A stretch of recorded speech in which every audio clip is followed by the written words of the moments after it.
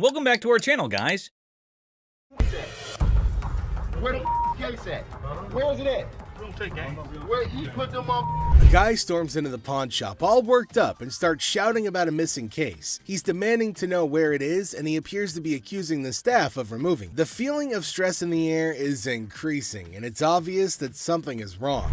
We do not take games. Take your wise my damage to that's the way it came in with the kids. That's the way it came in. You gonna act like I ain't got no sense? He's accusing us of taking games out of his unit. Look at the ticket. It never said with game. The atmosphere gets even more intense as the guy accuses the pawn shop of messing with his games. Les, the cool guy at the pawn shop, stands his ground. The customer's getting more agitated, making accusations and even talking about blowing up the place, which is just adding to the chaos. At that point, man, you can get your arms up off belly and none of your body parts on me, bro. After all the stress I have, the last thing I need is a customer causing a scene. Despite the escalating situation, Les stays calm. He tries to talk sense into the upset customer, especially with a big event coming up the next day. I know how to walk. I ain't illiterate because I potted a week and y'all motherfuckers in my middle and put them games in there. And you wasn't even standing there when I potted it. Somebody need to blow this place up. It's time to go, sir. You ain't gonna get my window. I'm not. Let go. Can I get my week? Don't get it for you, don't worry. You're making a threat like that? The situation becomes alarming when the upset customer makes a threat to blow up the place. Les, rightfully concerned about the safety of everybody, asks the guy to leave. Security becomes a priority, and the customer's demand for his belongings takes a back seat to the potential danger that he's creating. It's a challenging moment for Les, who's just trying to manage the chaos caused by an irate customer.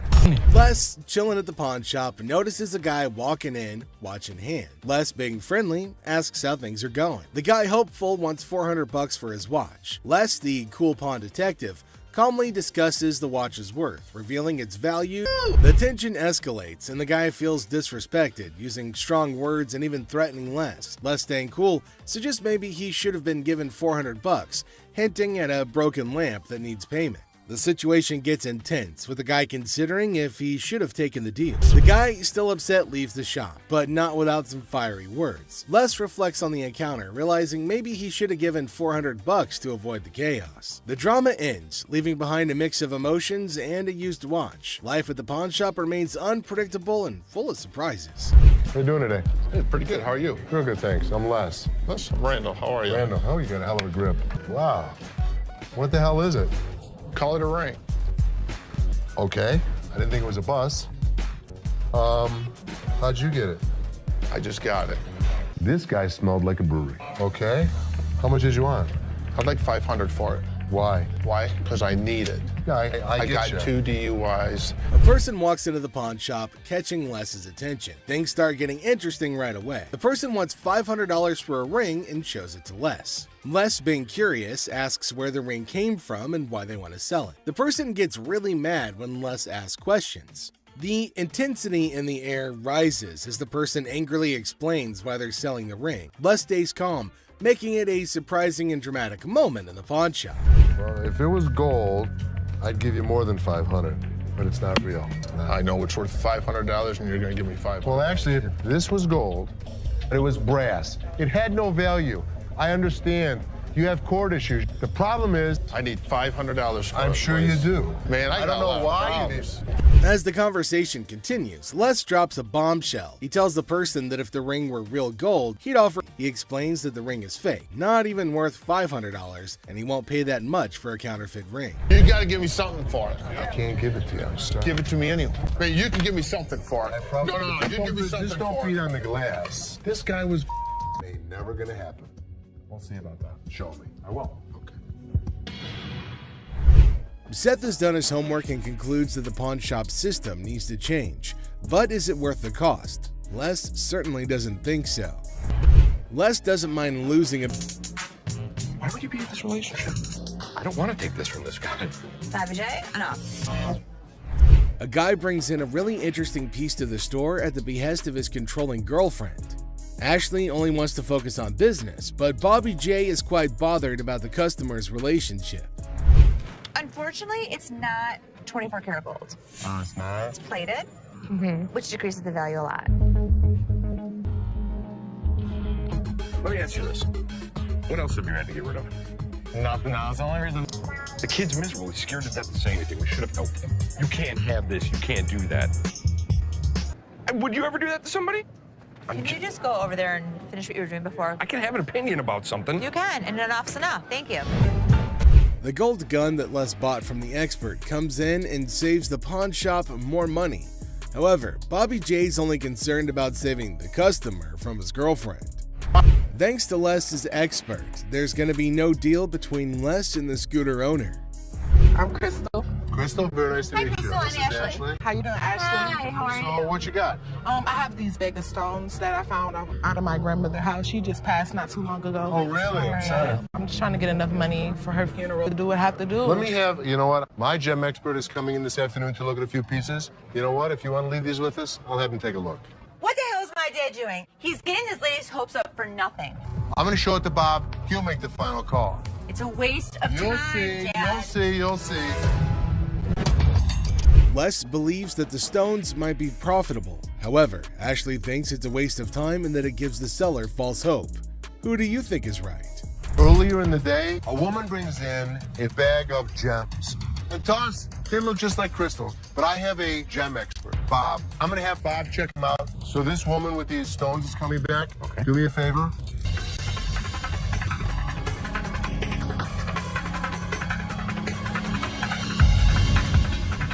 These are nothing. Time. We never get hits like this. What are you praising at? Guys, here she is. We're gonna change this woman's life. She's gonna flip. Yeah. Les is confident that Jim, his expert gemologist, will give him positive news. This time, Les's instincts are right on the money. We're gonna change her life. This could change her life right here. Okay, here we go. Oh my God. So, you're in hard times right now, right? I don't even know how to break this news. $10,000. Oh my God, are you serious? Congratulations. Thank you. Thank you. All right. My God, guess what? They just gave me $10,000 for grandma jewels. Yes, I'm so serious. I'm glad I came up here today. The woman gets more than she expected, but if Les gave her $10,000, just imagine how much he would make for the precious gem. These are walrus peni. Walrus. Penises. Why? I'm pretty sure I'm right in line with what you can find on the internet. $600 each for those, and $600 for them. There is no way I would take less than $500 for those a piece. Correct. Just wouldn't do it. Let me just go look. Two customers come in with some of the weirdest items you'll ever see on the show. Les has to take a second to understand what he's dealing with. Yeah, you're 100% right. How the hell did you know about that? Holy Bob. He's really proficient in anything that's hard. Yeah, I mean, this is it. My guy knows about these things. Right. Make us an offer. Thank you so much. Thanks for coming in. Bob is an expert on all sorts of things, including the reproductive parts of a male walrus, for some reason. The expert really saved Les a lot of money with his odd knowledge. Test. The guide steps in to enlighten about the details of this sacred item.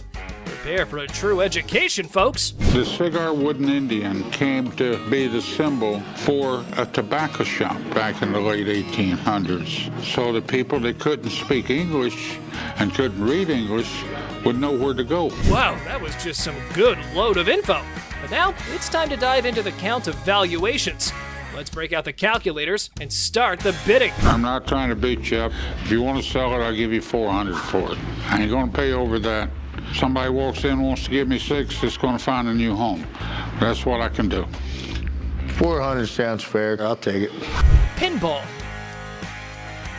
Two lads walk into the pawn shop with a relic from the vintage vault, a 1930s pinball machine.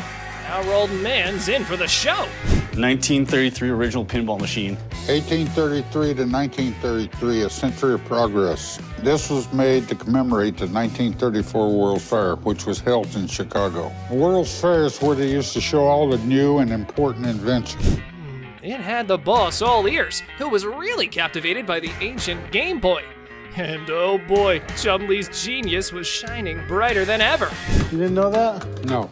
Most of the time, Chumley is a couple fries short of a Happy Meal. But he does know a few things about these old pinball machines, and I hate to admit it. The question remains in the air. Will our dynamic duo step up to the plate for this epic purchase? Or is it just another round of the to and fro? Time will tell. Bottom line is another. If you want it, you got $1,000. If not, I really appreciate you bringing it in. I think it's a bit of rubbish, but you know what? Let's do it. All right, John. Thank you. Chumley, you want to do the paperwork? It's a good job. She ain't by herself, my man. No, I call Hard. He's not having it. Cue the verbal fireworks. Okay, I'm not about to lose. Hold on one second. Let me explain this to her. I'm not about to lose. I want to watch turn around and swipe. The tension is thick, and so is the irony. The woman's yelling, the owner's smirking. It's like a comedy sketch gone wrong. This fight is going in circles, and I'm here for it. You the ugliest two sisters I've ever seen in my life. Finally, someone with common sense. The owner kicks her out like he's escorting a misbehaving guest from a party. She's asking for directions like she's lost. Well, she kind of is, lost in her own questionable choices. No, I'm gonna get my money. Hey, Byron, show her where the money's at. He's gonna show you where the money's at. As she's thrown out, she's hollering about fraud and wanting her money back. Lady, you tried to pull a fast one, and now you're left with nothing but echoes of your failed scam. Better luck next time, or not. Go ahead. They took my money, man. Somebody want $100. Penguin generator guest. Well, folks, here we're witnessing a bizarre episode at the local electrical supply store. A guy waltzed in reassembling a penguin on a skateboard. I don't know how old this thing is. The seller delves into firearm logistics, explaining the pre-1898 loophole and the concealed weapon twist. Meanwhile, the buyer's probably regretting not majoring in antique desk forensics. Okay, it's one to have a gun, but now you have a concealed weapon because it's a hidden gun. Have you had it apart? Yes. The seller navigates the murky waters of antique gun regulations. The buyer, eager for a legal loophole, contemplates turning the gun desk into a non-threatening relic. Antique fire drama at its finest. Thanks for bringing it in. Oh, you're welcome. I really wish I could have bought this because the odds of another gun desk coming in here are slim. Con artist. Buckle up for this one. An overconfident individual walks in, claiming to have big cash to buy something. His grand entrance sets the tone for this bizarre encounter. Let me see this one right here. This one right here. That's platinum. Yeah, I like that one. Oh, now this is real nice right here. I think I could look good when I go out with this. That one's sharp. How much is this one right here? $5.99. Hold down, baby. Hold on, folks, because this is one roller coaster of a ride. Our protagonist believes he's holding a fortune, enough to buy a $500 watch. It's a $2 bill. Okay, and it's worth $2,000. It's rare to find a $2 bill that got red in it. Now tell me they ain't worth $2,000. I'm about to go deaf right now. Oh, don't piss off Bugatti. This fellow insists that a humble $2 bill is worth a whopping $2,000. Give me a break. This dude better be on drugs for this to make sense. So you wanna ball my $2 bill up? You know what? I'm gonna tell you something. Okay. You old bologna sandwich, y'all ain't got no money. You know what I'm saying? Have a good day. Please have Big Mouth is hungry. You're hilarious. Real funny, man. Y'all be killing me. I pawn you. Gift card. In a sadistic twist, a customer enters waving a $100 bill, claiming it's for bail. Oh boy, let's see what she has on her buying list. Let me see this right here. This will be good. Okay. This one. This is really pretty. Okay. That's really pretty. It's really pretty. Good on you. That was 100. 100. I'll take it. Okay. So this woman falls in love with an item, but you would not believe how she decides to pay off. What a classic move of pawn shop antics. It's a $100 gift card. These are not our gift cards. What would you call it? These are preferred customer. Right. So these are VIP cards. A gold card allows you discounts on the sales floor. You can't swipe this card and apply $100 on it. Seems like this woman had her fast one playbook already at the pawn shop. But hey, who can predict the wild escalations life throws our way, right? Somebody want to buy a preferred gift card? There's not money's at. My money. He's gonna show you where the money's at. Okay, walk up. I need my money. Somebody want $100? Invisible phone. In a daring attempt to find the perfect gift for her son, a woman decides to venture into the pawn shop. But little did she know what awaited her there. I was kind of looking at some of these watches. Okay. Where the hell is my phone? Something wrong? Yeah, my phone. I just let my. Did you take my phone? Take your phone. There was never a phone on the showcase. Well, folks, it appears our big mama's stealth skills might need a tune-up. However, did you see her put a phone there? Not me. I ain't crazy. Damn it! I just laid my phone there. Don't touch me, yo. You better get off because I. You Don't touch me.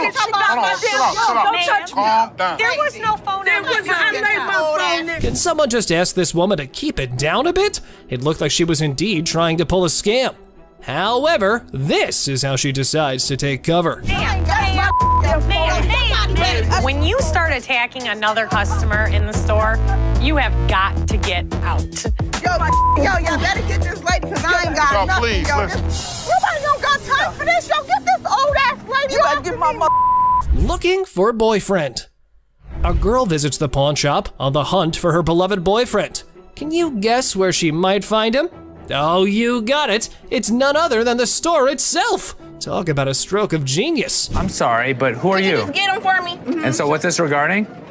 He's my boyfriend and he's not paying child support. You're his girlfriend? Yes, I need him. So don't you have a cell phone number? Could you just get Chad, please?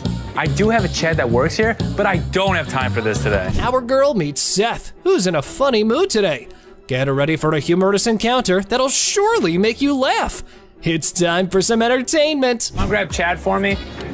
His lovely girlfriend's here. Like, I got all day to just be wasting my time. This young lady would like to see you. That's not him. Y'all playing games with me now? That's Chad. No, that's not. Then I don't know. I know who I sleep with. What? This lady is out of her mind. Well, apparently, lady, they've got the wrong Chad, so you better take your business elsewhere. Or you've just started looking like a scammer. It's going nowhere fast. Oh, you're talking about Chad, the tall guy with the waves. Yeah, Chad. He just went outside. He's right out there. Y'all want to sit here and play with me? If this was Chad's girlfriend, I have one piece of advice, Chad. Run away. Where the he at? Watch that. Tressa, the ex-employee, decides to stroll back into the pawn shop with a Rolex watch in tow. Guess what? It's the one her boyfriend paid for. The guy that bought it for you disputed the credit card. No, he didn't. Here, I can put him on the phone for you. Hold on, Tressa. He did dispute it. You've never been paid for the watch. I can give you a loan today for $1,000, but Things heat up quickly between the ladies as Tressa and the shop owner engage in a fiery exchange. How about we skip everything to the dispute paperwork? They mailed him a piece of paper to close the dispute. do you have the form on you? No, but I can call him. Okay, so when you get the form, I can give you a loan for the $1,000 on the watch. So I can give you the loan for the $1,000. That's stealing. Disputed. It's not fully paid for right now until we receive the paperwork. You're wrong right now. Now, let's all hope she can gather her dignity and retrieve that slip to claim her hard-earned cash from the pawn shop.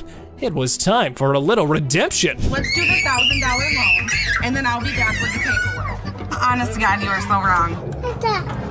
Not a nice person. That's nice to say to your, how old are you? Look how you're treating me in front of my kids. Ridiculous because it's been appraised over the years. Back in the 90s, it was as it is. I don't care what you say. I don't care what you tell me. Are you her customer or mine? I'm talking to you.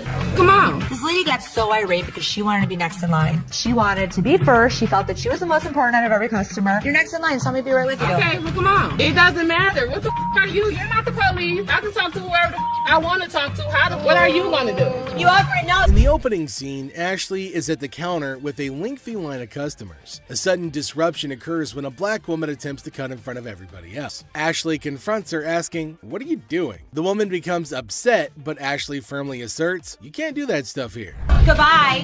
Come back here. Let's talk right now. Take the receipt. What would you like to do with it, ma'am? I want to pay. Well, you have to go to those windows. No. I come to this line any other time. Not at this window. Okay, well, I'm not going to stand in the line. In the wrong line. Get in the other line. And I'm not going to get in another line. I'm going to walk straight up to the damn window. We won't take you. The woman continued standing in line at the counter. Ellis approached her, inquiring about the situation. She explained that she wanted to pay, but refused to move to the next window. Les informed her that in the pawn shop, crossing others in line isn't allowed, emphasizing the importance of waiting your turn. Care of you. Well, y'all just told me something. See this lady here? All the other customers. Okay, and I always come to this one. I'm sorry, you have to stand in the other line. Okay, well, I'll be back before y'all close. You can do whatever you want in this line. She can't. Can't wait your turn. We'll be back later. Following the interaction, the woman eventually complied and moved to another window. Les, taking action, instructed the workers at that window not to accept their payment. He firmly directed the woman to wait in line like the other customers, reinforcing the shop's policy on fair and orderly transactions. Thank you, sir. Thank you. Thank you. Thank you. Yeah, jackass. Take your bitch. Take yeah, that's you. And get it to you. Yeah, make me. We don't, sir, we don't want please. this. You can take this stuff. Sir, and sir, put it where listen. the sun don't shine. Listen. I don't know what the problem was. As the interaction begins, the customer expresses gratitude, but the tone takes an unexpected turn. Tensions rise as the customer's language becomes confrontational. The shopkeeper, addressing the situation calmly, refuses to tolerate mistreatment.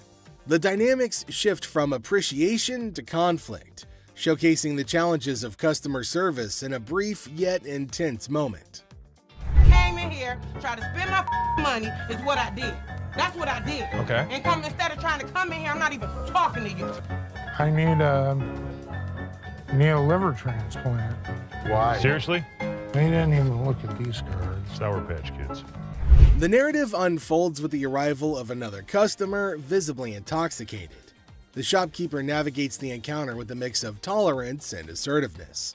The customer attempts to engage in banter, revealing signs of alcohol influence. The shopkeeper, unswayed, maintains composure and subtly addresses the situation, highlighting the challenges of dealing with individuals under the influence. I'm not even out here trying to get this $30. Not paying on my... 50 for that. Jeff, take him out, please. Better not put it in your car.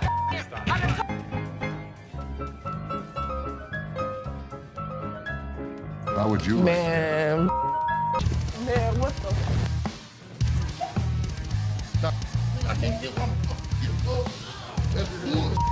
In this segment, a discussion ensues about cards and a potential liver transplant. The shopkeeper encounters a situation where the customer's intentions are unclear. Misunderstandings arise, and the shopkeeper skillfully navigates the conversation. The dialogue touches on humorous elements while portraying the complexity of communication in a retail setting. What, is it, ma'am?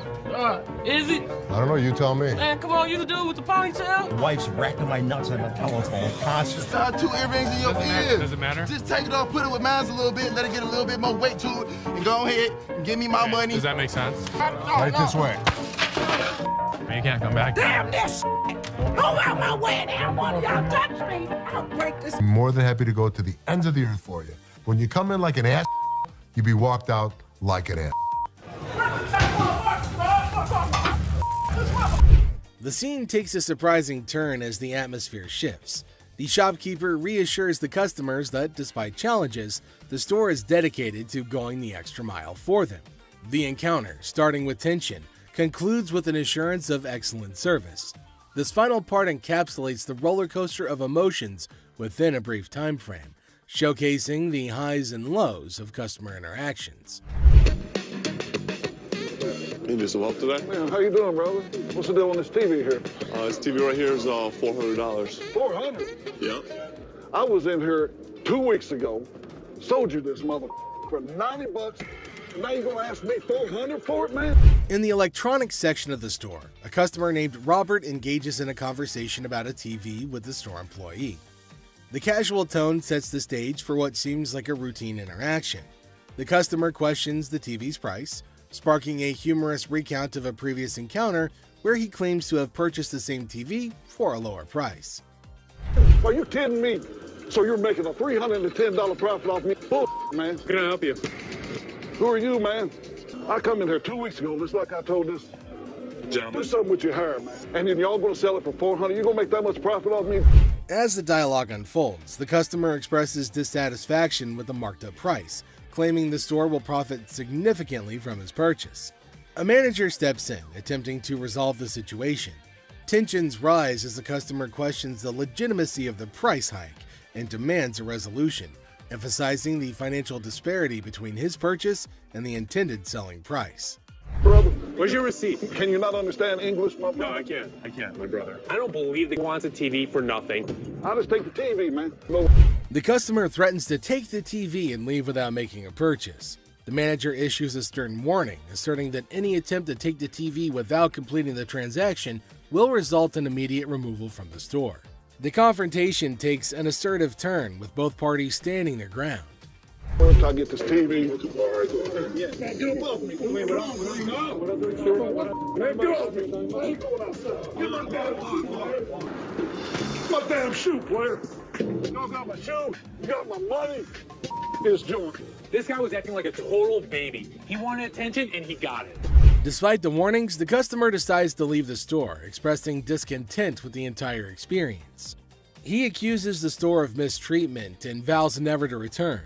The situation concludes with dramatic flair as the customer exits, leaving behind a sense of dissatisfaction and a promise never to retain his position, asserting that the store's policy is non-negotiable. The heir becomes charged with confrontation as both parties refuse to back down. As things got super heated between Les and the customer, Byron tried to step in to calm the man down. As the situation reaches a boiling point, Les and the customer engage in a verbal showdown. The customer grows increasingly forceful and Les warns against physical contact. Byron attempts to mediate and calm the customer, but his intervention takes an unexpected turn, adding a new layer of tension to the already heated exchange. Really? The confrontation takes a risky turn when the customer, ignoring Les's warnings, attempts physical contact. Byron, in a misguided attempt to intervene, escalates the situation further. Les stands firm, refusing to be intimidated while tensions continue to rise. Les questions a man's marriage. Les uses a customer's words against her. There's trouble in the office, but Les reminds Seth that he's the boss. Les kicks off the day questioning a man's marriage, using customers' words against her. Trouble brews in the office, but Les asserts his authority as the boss, teaching a disrespectful man a memorable lesson. Les shows that he's not just a pawnbroker, baby. He's a boss in control. Here are savage Les Gold moments. It looks like Les is more interested in this man's marriage than his business. Les woke up this morning with the urge to roast someone, and of all the people he could roast, he picked this guy. Things take an unexpected turn. Now, in a surprising twist, Les dives into the man's marriage, leaving everybody shocked. Les humorously challenges the man's absurd scenario, roasting him in a way that only Les can. The man's attempt to buy an anniversary present with his wife's jewelry backfires, adding a touch of humor to the pawn shop drama. Get a watch for my wife's anniversary. Oh, it's not your anniversary too? Well, yeah, it is mine too. How many years you been together? 25 years. Oh, okay. How many good ones? So how did you get these? Well, we were going through some of her jewelry. She said this belonged to my grandma. They're not real. Les posts a customer's watch request, questioning the authenticity of the jewelry. Unfazed, Les detects the fake and confronts the customer's peculiar anniversary gift plan. The customer tries to defend himself, but Les, in his signature style, keeps it real and uncovers the truth behind the fake jewelry. But hold on a second. How come the old man wants to buy his wife an anniversary present with her own jewelry? That is one hell of a ridiculous scenario. What this man could have done at this moment is leave. But nope, some of these customers love to start drama. This is older than both of us. It probably is. But it was fake when it was made, and it's still fake. Les faces a customer who crosses the line, insulting his family. For the first time, Les takes matters into his own hands, delivering a stern warning. The tension rises as Les draws the line, showcasing a side of him that won't tolerate disrespect towards his loved ones. Yeah? Okay, I've seen your wife. Listen, mother, there's two things you don't talk about. What's that? My wife and my family. Oh, Here's the deal. For a moment, we thought... Two of you. Here's the deal. Get out of here, two of you. I'll hurt you guys so bad. Sure you will. Let her get in the front. Sure you will. In a final showdown, Les lays down the law. With no patience left, he kicks the disrespectful customers out, warning them of dire consequences if they return.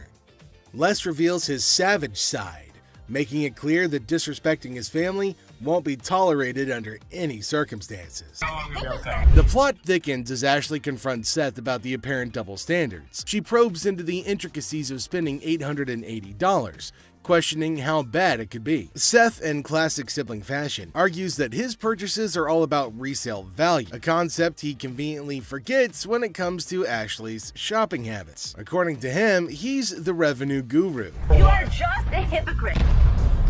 She was just being ridiculous. I just want her to stop talking. Ash, what do you want from me? Apologize to me. Apologize? Apologize because you're such a hypocrite. You know what, Ash? I'm sorry.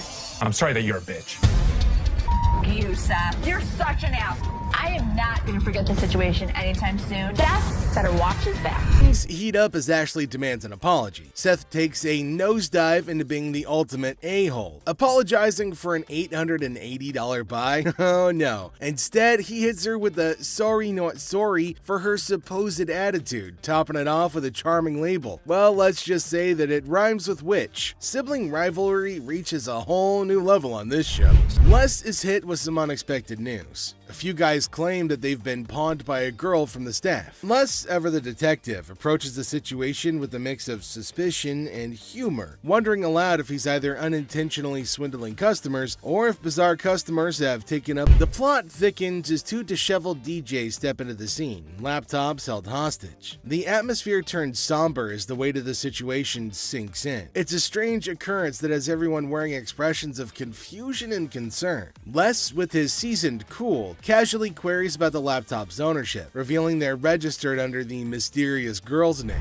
The tension rises, but Les doesn't crack under pressure. Maturely handling the situation, he asserts that he needs the lowdown to work his magic and get those laptops back where they belong. It's a pawn shop mystery, and Les is the detective determined to unravel the peculiar case of laptops and loyalties. Because your sign is saying that I can get 30 days of free cash. If you're a new customer with us, first 30 days, you can get interest-free loan. You only pay $1 for storage. But it's saying if I brought a friend with me, that I can get 30 days of free cash. It's for an interest-free loan. Okay, so there came a woman at the counter. Let's see what she's gonna come up with. Is she asking for free money? I think she might possibly be mad, though it is kind of funny that she's got enough courage to come up and ask for money without investing anything. Now, the lady at the counter frowned and asked her if she paid or not. Intriguingly, she hasn't paid anything, but she's still asking for money. Holy shit, what's wrong with some people? Oh, and to make matters worse, she started shouting at her. Everyone around started looking at her, wondering what the hell was going on. Seth and Les get a little furious as everybody's just standing around trying to figure out what's going on. She started bullying her, but the lady tried to explain to her again that she misunderstood the agreement and they're not just gonna give her free cash. But this lady's just not listening to anybody. Well, Seth then enters, so who knows what's gonna happen now. Les entered and asked her whether she read the whole document or not, and she was not listening and constantly arguing and pointing to them as if they had done something wrong. Meanwhile, other women decided to intrude, and oh my god, it's gonna be funny. Looks like they've all decided to have a fight in the pawn shop. Wonder how that's all gonna end. And it looks like Les is gonna join in too. Now see the other women get in and start shouting at her as everybody behind her was waiting for her to get out of the queue. So they started fighting, and now they're all having an immense fight. Everybody around is watching and laughing at them. Well, the guard had to go and break everything up. Well, at least they're all gonna get treated the same way, especially the one who created the mess. Pretty sure they're gonna hold him up and throw him out. And there they go, they're still shouting and fighting with each other as well. They were sent outside and they started beating on each other, holding each other by their hair and man. They beat the crap out of each other, and people around them were just watching and waiting and having a curious but funny conversation about their nonsense. Talk about a hella cringe episode. It's Robert. Nice to meet you. Nice to meet you, Dennis. Yeah, I got an item here. Might be interested in. Okay, so there's a guy coming into the pawn shop with something in his hand, maybe a poster. But what's it for? He came to Seth and the other man and showed them this poster. Now it feels like they're interested in it and there might be a handsome deal between them. Detroit Lions players had signed. Did you drag it in? So during the flood, I seen it down there, and that's when I pulled it out. She went down there and she supported these people, and while she was walking the picket line, she would gather signature. You got Williams over here. That's what, Steve Bacchus? This is the first time a guy actually brought in, and I just got on the picket line because I'm on strike right now myself. We've been on strike for almost 3 months now. $1,000. He started describing the poster that's mainly about the protest of people in history, and it's got lots of signs of well-known people and has got a lot of worth. He explained everything in one go and demanded a heavy amount for it as it was really valuable to him. Seth told him that it's got some stains on it, and it's no doubt the same poster of historical strike, which made it worthy, but for him it might make a lot of difference. Hate the condition of it. I understand, and I You gotta understand when it comes down to collectors, everything is about condition. Absolutely. And I'm sure if your dad saw this, jump on the heartbeat.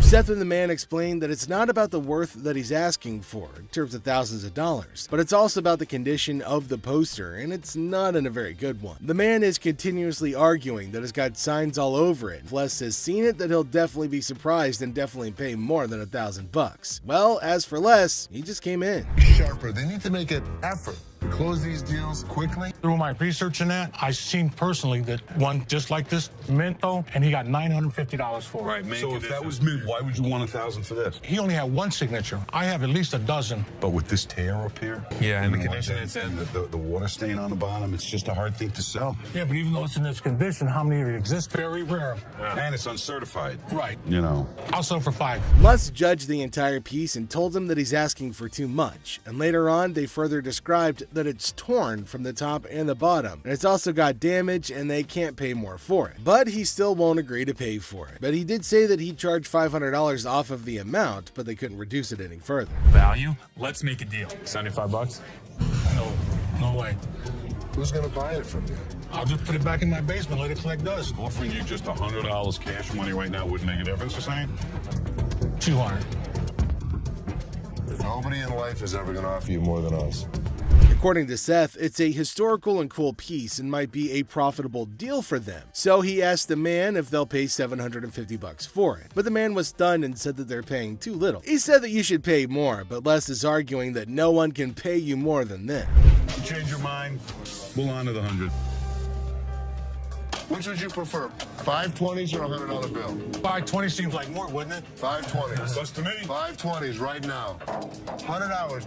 Take it or leave it. 520s. Got a deal. $100. Thank you. Thank you.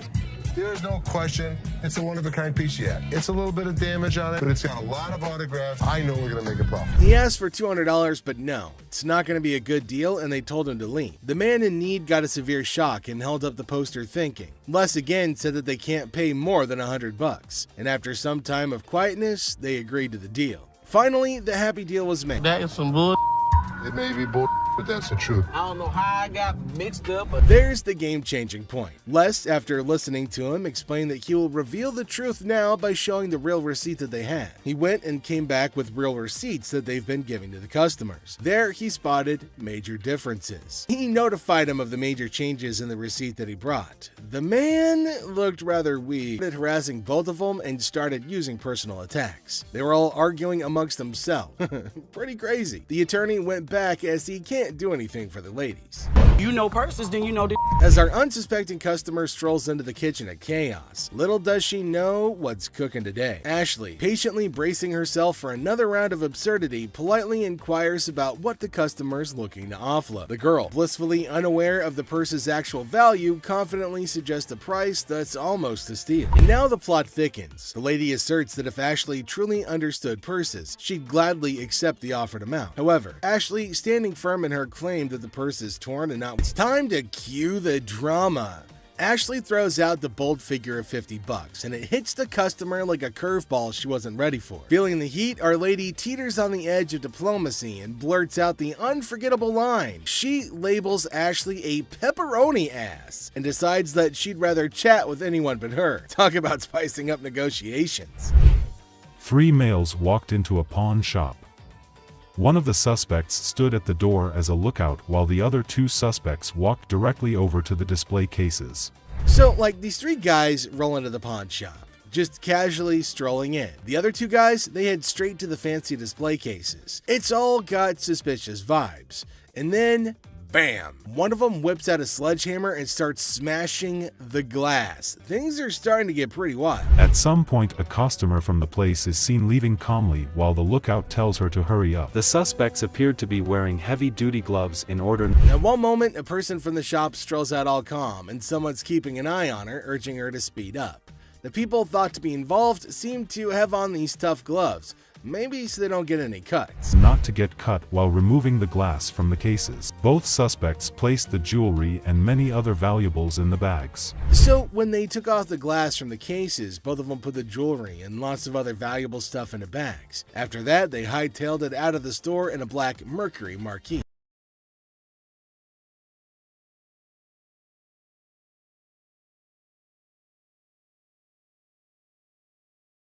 Jack, get the out of here. Yeah, I know you like Gonna get your hands off. Really? Really? I'm your mama. You don't talk to me like that. I don't give a so what? You gonna be out in public? I don't. You know what? I never liked you. I literally From the outrageously rude to the downright disrespectful, these are the worst possible customers to have graced the show ever. Let's start off with this customer who ended up like this. Don't put your finger in. No, she ain't by herself, She ain't by herself, my man. No, I call What the I look like on my TV? He starts getting rude with Ashley, which escalates into a heated argument. Then he demands his ring back, and not only that, he insists on being helped by another employee because he's annoyed with Ashley.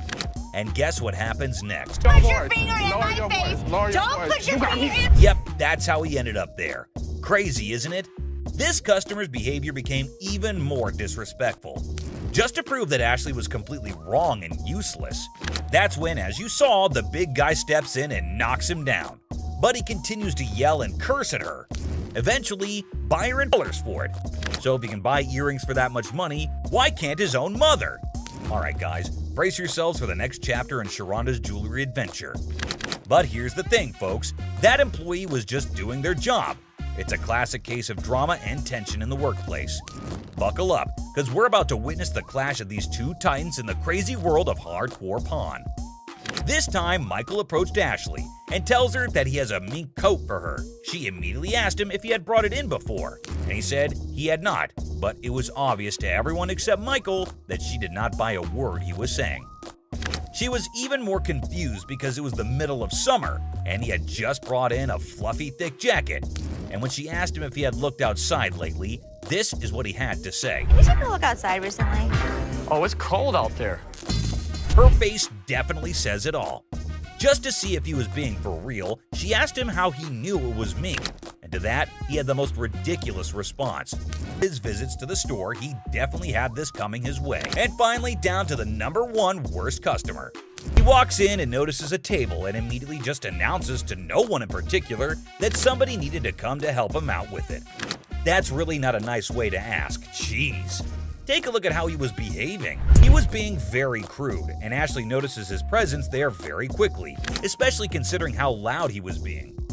He again keeps shouting for someone to come help him, and then you won't believe this. Oh boy, get a load of this, guys. Ashley was absolutely disgusted by what was going down. But here's the twist. Most of those nasty remarks are aimed right at Ashley herself. She's furious at the way she's being treated just because she's a woman. Take a look at what he's doing in the store. Yo, hold up people. Leslie catches wind of all the chaos and rushes in to see what the heck is going down. And let me tell you, when he hears just how incredibly rude this guy is being, he straight up loses it. Leslie has reached his boiling point. He simply couldn't tolerate how this disrespectful dude was treating his own daughter anymore. And that's a wrap, folks. We hope you enjoyed diving into the world of hardcore pawn and witnessing some of the absolute worst customers that have graced the shop. It says no cash refunds.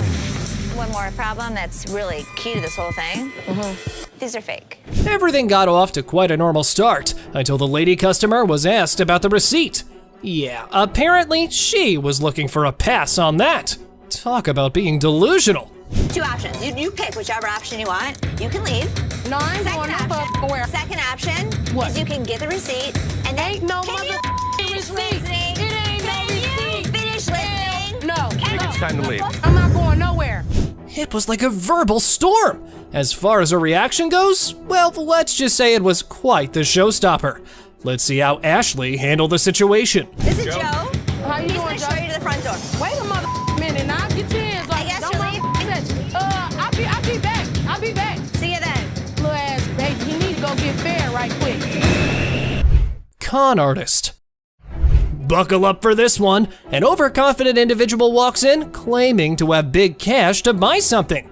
His grand entrance sets the tone for this bizarre encounter. Let me see this one right here. This one right here. That's platinum. Yeah, I like that one. Oh, now this is real nice right here. I think I could look good when I go out with this. That one's sharp. How much is this one right here? $5.99. Hold down, baby. Hold on, folks, because this is one roller coaster of a ride. Our protagonist believes he's holding a fortune, enough to buy a $500 watch. It's a $2 bill. Okay, and it's worth $2,000. It's rare to find a $2 bill that got red in it. Now tell me they ain't worth $2,000. I'm about to go deaf right now. Oh, don't piss off Bugatti. This fellow insists that a humble $2 bill is worth a whopping $2,000. Give me a break.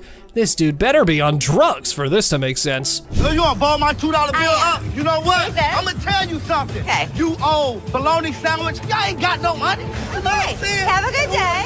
Please have a Big Mouth. Big Mouth is hungry. You're hilarious. Real funny, man. Y'all be killing me. I pine you. Gift card. In a sadistic twist, a customer enters with $100. invisible phone. In a daring attempt to find the perfect gift for her son, a woman decides to venture into the pawn shop.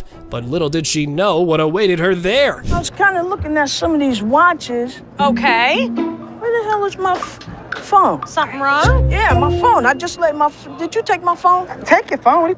There was never a phone on the showcase. Well, folks, it appears our big mama's stealth skills might need a tune-up. However, did you see her put a phone there? Not me. I ain't crazy. Damn it! I just laid my phone there. Don't touch me, yo. You better get off because I. You What's wrong? Don't touch me. Calm down. There was no phone on the showcase. Can someone just ask this woman to keep it down a bit? It looked like she was indeed trying to pull a scam. However, this is how she decides to take cover. When you start attacking another customer in the store, you have got to get out. Y'all better get this lady because I ain't got Y'all, nothing. please, Yo, listen. Nobody don't got time for this. Yo, get this old ass lady. You better get my mother. Looking for boyfriend. A girl visits the pawn shop on the hunt for her beloved boyfriend. Can you guess where she might find him? Oh, you got it. It's none other than the store itself. Talk about a stroke of genius. I'm sorry, but who are you? Just get him for me. And so what's this regarding? He's my boyfriend and he's not paying child support. You're his girlfriend? Yes, I need him. So don't you have a cell phone number? Could you just get Chad, please? I do have a Chad that works here, but I don't have time for this today. Our girl meets Seth, who's in a funny mood today. Get her ready for a humorous encounter that'll surely make you laugh. It's time for some entertainment. Come on, grab Chad for me. His lovely girlfriend's here. Like, I got all day to just be wasting my time. This young lady would like to see you. That's not him. Y'all playing games with me now? That's Chad. No, that's not. Then I don't know. I know who I sleep with. What? This lady is out of her mind. Well, apparently, lady, they've got the wrong Chad, so you better take your business elsewhere. Or you've just started looking like a scammer. It's going nowhere fast. Oh, you're talking about Chad, the tall guy with the waves. Yeah, Chad. He just went outside. He's right out there. Y'all want to sit here and play with me? If this was Chad's girlfriend, I have one piece of advice, Chad. Run away. Where the he at? Watch that. Tressa, the ex-employee, decides to stroll back into the pawn shop with a Rolex watch in tow.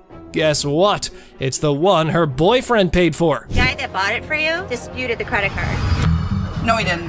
Here, I can put him on the phone for you. Hold on, Tressa. He did dispute it. You've never been paid for the watch. I can give you a loan today for $1,000, but Things heat up quickly between the ladies as Tressa and the shop owner engage in a fiery exchange. How about we skip everything to the dispute paperwork? They mailed him a piece of paper to close the dispute. do you have the form on you? No, but I can call him. Okay, so when you get the form, I can give you a loan for the $1,000 on the watch. So I can give you the loan for the $1,000. That's stealing. Disputed. It's not fully paid for right now until we receive the paperwork. You're wrong right now. Now, let's all hope she can gather her dignity and retrieve that slip to claim her hard-earned cash from the pawn shop.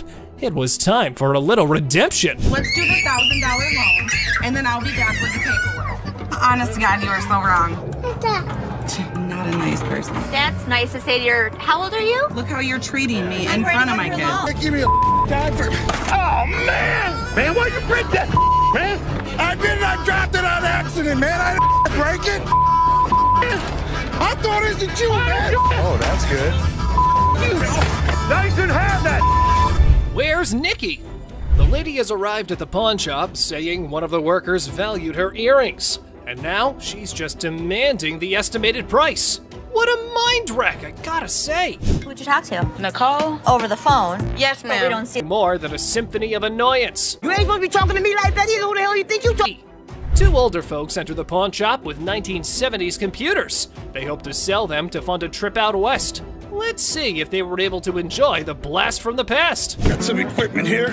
So how much are you looking for? About $900. Other than Ashley, the queen of quotes in this pawn shop. This ring right here. Oh, this lady swoops in, ready to reclaim her ring most dramatically. What are you doing? He wanted an appraisal on this ring. On my ring? Why'd you take my ring? Well, I wanted to see how much it was worth. Bull. You're a liar. Why'd you take my ring? Ouch! Painful lesson learned, folks. Our big boy now knows the golden rule. Never pawn your wife's ring without her permission. Priceless wisdom, I must say. All of a sudden. Let's go. Right now. That's my TV. A boyfriend pawned his girlfriend's TV, and now she was on a mission to reclaim it. Looks like he learned the hard way. Since Pacifier pawn. Seth, our pawn shop hero, encounters quite the character of a customer eager to part with both a TV and a ring. But wait, what's in her mouth? I'm Seth. Oh, you cute. Yeah. Mm. So how can I help you? I'm just bringing, my TV and my ring. Trying to at least walk out with 800. Let me see your ring. That's right, lady. Our Seth here wasn't going to crack open with that pacifier or your flirting skills. How about we cut to the chase and look at the valuables? Her ring was pretty nice. It has diamonds. It's 10 karat gold. Her TV was relatively nice. And you still answer my question. I said what you wanted. I know, I said I'm good. So, you need a loan or you want to sell it? Loan. Loan? About $300. Want to taste my ring? No. Or lick it? What did she just say? Well, even if the sun rises from the west, I ain't putting that in my mouth. How about we look for someone who might? Would you suck on that pacifier for $20? You can lick it. I know you want to.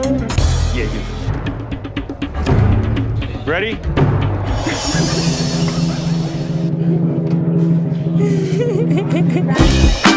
Push fight.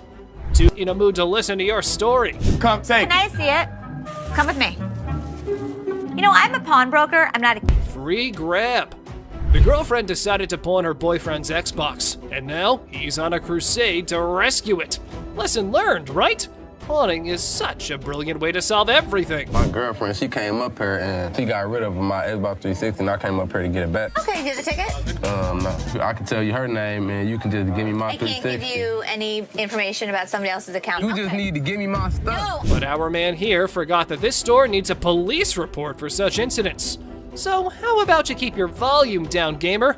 Instead, this is what he does. Can I just have my We can sell you another one. Well, let me just look for one that I want to grab. Okay, you go that way. Wait right Hey, what here. else 360 there, And bro? I'll sell you one. Stop right here. No, ain't no And I'll selling. sell you one for $200. No, I can grab one for free. Excuse me? Yeah, you can heard. do what? What in the world was this dude thinking? He was running around like it was a jogging park. But hold on to your seats. Big Joe was here for a run too. Hey! Get out of here. Get the out. Now. All right, Don't ever step back. You gonna make me move? Get out of my face. I'm My stepping store. Bye. I can't take you nowhere. It's the whole minute without you. I really do believe you. Customer flirting. Imagine you're ready to pawn that chain, right?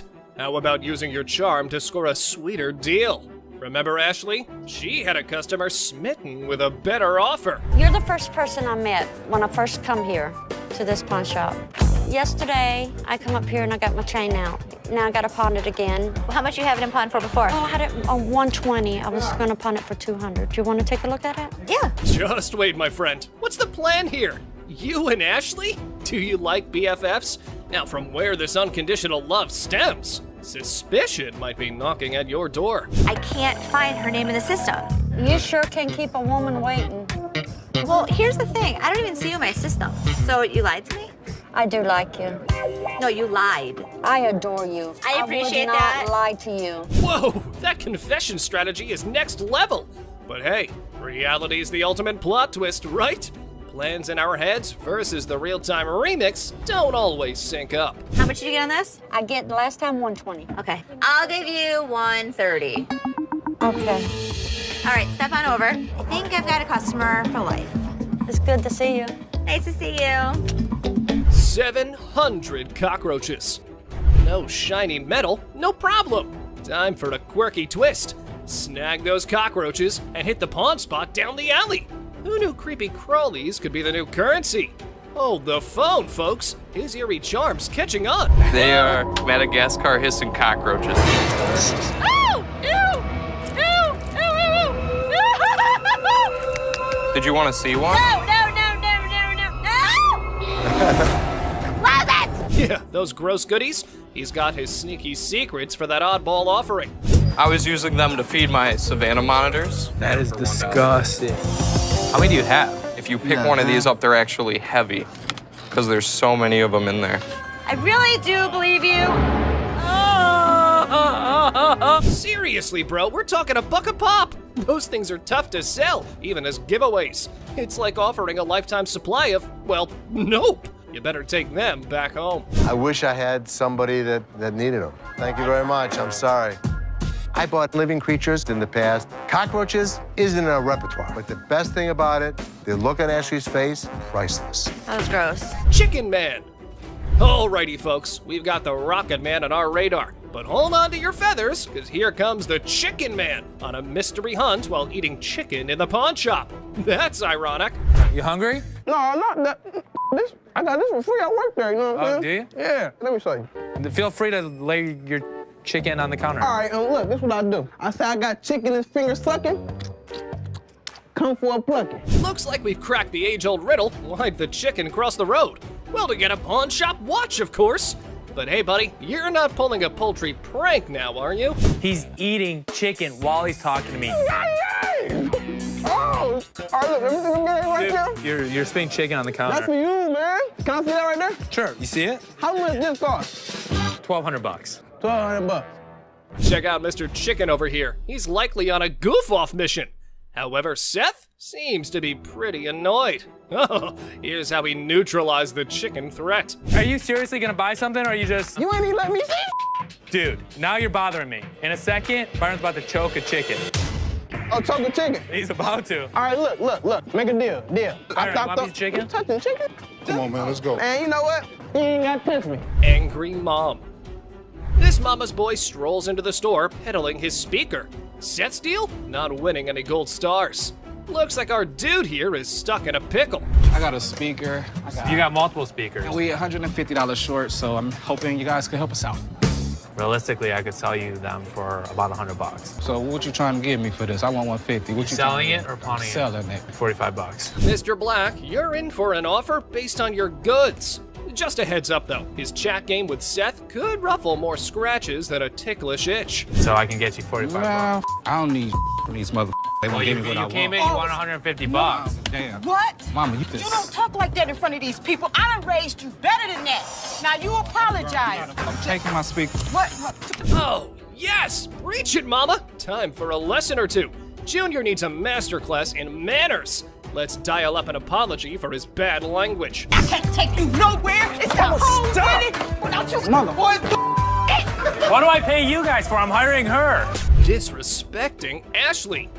This man is on the hunt through the shop, spotting a bed-cum table. He's got a plan for some store-wide spotlight drama. Look what he has to say. This is a sex table, baby, right? Dirty couch. Fresh and he just uttered? Mr. Couch is clueless about the league he's stepping into. Time for him to deal with the devil. Here's a spooky one. This might not be your regular Tuesday, because this time, the devil isn't at the crossroads, but at the pawn shop trying to sell his gold for cash. How old are you? 2,500 years old. Great. I finally got to meet somebody that's older than my dad. So how can I help you today? I want to get rid of this gold. I don't want gold. I want money. I think he's crazy. But interesting fact, people, this time around, you don't have to give your soul in return, but some cash, and the devil's good to go. Here's what happened next. This guy might take the cake for the weirdest guy that has ever walked through the store. How much you want? Tell me what you give me. I could have gotten $650 for this stuff. Can't do it. Maybe $650. Les hasn't ever made a deal with the devil. But this time around, he's willing to crack this one, being ready to outwit even the marked trickster. You want 610? I take $650. I can't give it to you.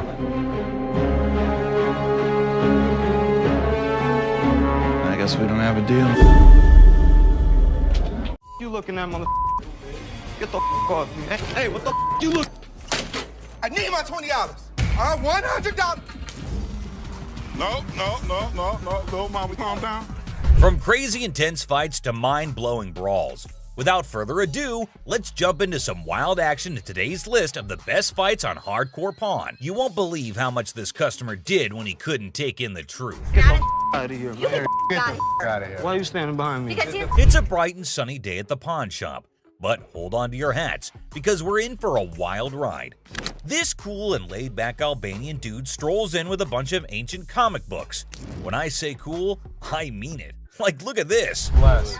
Ganti, how you doing? What's your name? Ganti. Genty? Yeah. Where are you from? He's got dollar signs in his eyes, thinking they're worth a fortune. But is he in for a surprise or what? Les and Ashley, the shop owners, give them their usual warm welcome. The customer proudly showcases his prize comics, claiming they're from the groovy 70s and in mint condition. He's even bold enough to demand a whopping $2,000 for the lot. What? They are shocked. How much did you want for him? I was looking around 2,000, man. $2,000. But our savvy Ashley ain't falling for it. She spots the bent corners and unimpressive preservation, grilling the customer about their sorry state. Poor fella, he's speechless. Didn't see that coming, did he? These, do you see the edges? That's just one of them. Come on. No, actually, that's all. Ashley cuts straight to the chase and offers a jaw-dropping $5 for the entire stack. Yep, you heard it right. A gigantic drop from his lofty $2,000 expectation. Naturally, our customer isn't happy with the lowball and tries to haggle. But kudos to Ashley and Les. They hold their ground, eventually nudging the price up to a massive $6. Come on, you guys, just work with me a little bit. Give me something, you know what I mean? 6? And that's when things go from zero to chaos. Our previously calm customer suddenly loses it, accusing the shop of playing mind games. Leslie tries to calm him down, reassuring him they're not joking around. But no, he won't take their word for it. He insists on verifying the authenticity of the comics, and Ashley's response takes him to new levels of shock. From the 1970s. So am I. I don't go for you. Oh boy, buckle up, because it's all downhill from here. The customer starts swearing up a storm, slamming the table like a man possessed. He's convinced he's being duped, and boy is he fuming. Like you're playing me right now, because I know this is worth way more than $6. The situation gets so out of hand that a burly bodyguard has to step in and escort him out. But wait, there's more. Right before leaving, he pulls a move that really ticks off another customer. Talk about adding fuel to the fire. Get the off me. Hey, what the you look? Come here. Next thing you know, we're witnessing an impromptu street brawl right inside the shop. These two customers throw punches like they're in a heavyweight championship match. And let me tell you, it's a hilarious sight to behold. Come on, fuck me. You little bitch. Eventually, the bodyguards swoop in like superheroes and drag both fighters out. Man, talk about a show. After the dust settles, our Albanian friend tries to save face with a final quip. I'm Albanian, baby. Well, my friend, you've certainly lived up to that fiery reputation of yours. What a roller coaster of a pawn shop experience, folks. Next up, just another regular day at the pawn shop. People coming and going. Some happy, some not so much. $100. Oh, bro. Hold on. Let me prove my point. Now here's a guy who walks in hoping to get a loan of $100 for his gold chain. And you know what? The receptionist happily agrees. Loan approved, right? How much would you like? $100. Okay. I can do the $100. Well, hold your horses, because this is where things go haywire. This customer seems all polite and even hands over his ID for verification. But then he brings up this 20% business, as it's written on the sign right there. The receptionist is completely lost, and the customer starts explaining how he should get 20% added to the $100 loan, making it $120. Put my 20%, right? What 20%, sir? The sign right here say I get 20%. But the poor receptionist has no clue what he's talking about. Politeness goes out the window, folks. The man's anger instantly flares up when he realizes the receptionist is clueless. He asks her if she's ever seen the sign in her life, and boy does he point it out right in front of the shop. Talk about intense. Sir, I don't know what you're talking about. Is you serious? Yes, sir. Ma'am, you ain't never seen the sign? Now, this angry customer won't let it go. His voice keeps getting louder, drawing everyone's attention in the shop. Supposed to get 20%. You said you gonna give me 100. I get 20% of 100. We see as the bodyguard's on alert, and even Seth, the boss, steps out of his office to see what the commotion is all about. The man keeps angrily repeating that he's supposed to get that 20% with $100. When the receptionist refuses to budge, he demands to see the manager. Seth steps up and asks the customer to read the sign again. He patiently explains what it actually means. At another pawn shop, bring me in the ticket, and when you take it out of that pawn shop, I'll give you 20. But does our furious customer listen? No way. He's sticking to his guns, dead set on his demands. He even goes back and snatches the sign to show it to the receptionist and Seth. You can practically feel the tension, folks. If Seth wasn't behind that glass, this guy might have thrown a punch. Clearly, he's not thinking straight. That's when the bodyguard steps in and takes the sign away from him. Hey, straight up. My man, let this go. Let this go. 20%. The angry customer doesn't even give Seth a chance to explain. Oh boy, talk about rage blinding a person. This irate customer keeps shouting in the shop, demanding his 20%, hoping someone will back him up. Sir. Why? Well, because you're false advertising. I guess you think I can. You're not letting. But here's where things escalate. This customer challenges Seth to step out of his glass office and face him like a man. Whoa, the temperature's rising in here. But Seth's having none of it. He tells him to get out since he's causing a ruckus. And you know what happens next? He gets escorted out by the bodyguard. And get this, he tries to take the sign with him. I'm getting something out this, bro. I'm you down for this time, my man. I'm gonna chase you down. Gotta admit, that's a bit hilarious. But the bodyguard quickly snatches it back, and the customer keeps cursing as he leaves the shop. But wait, there's more.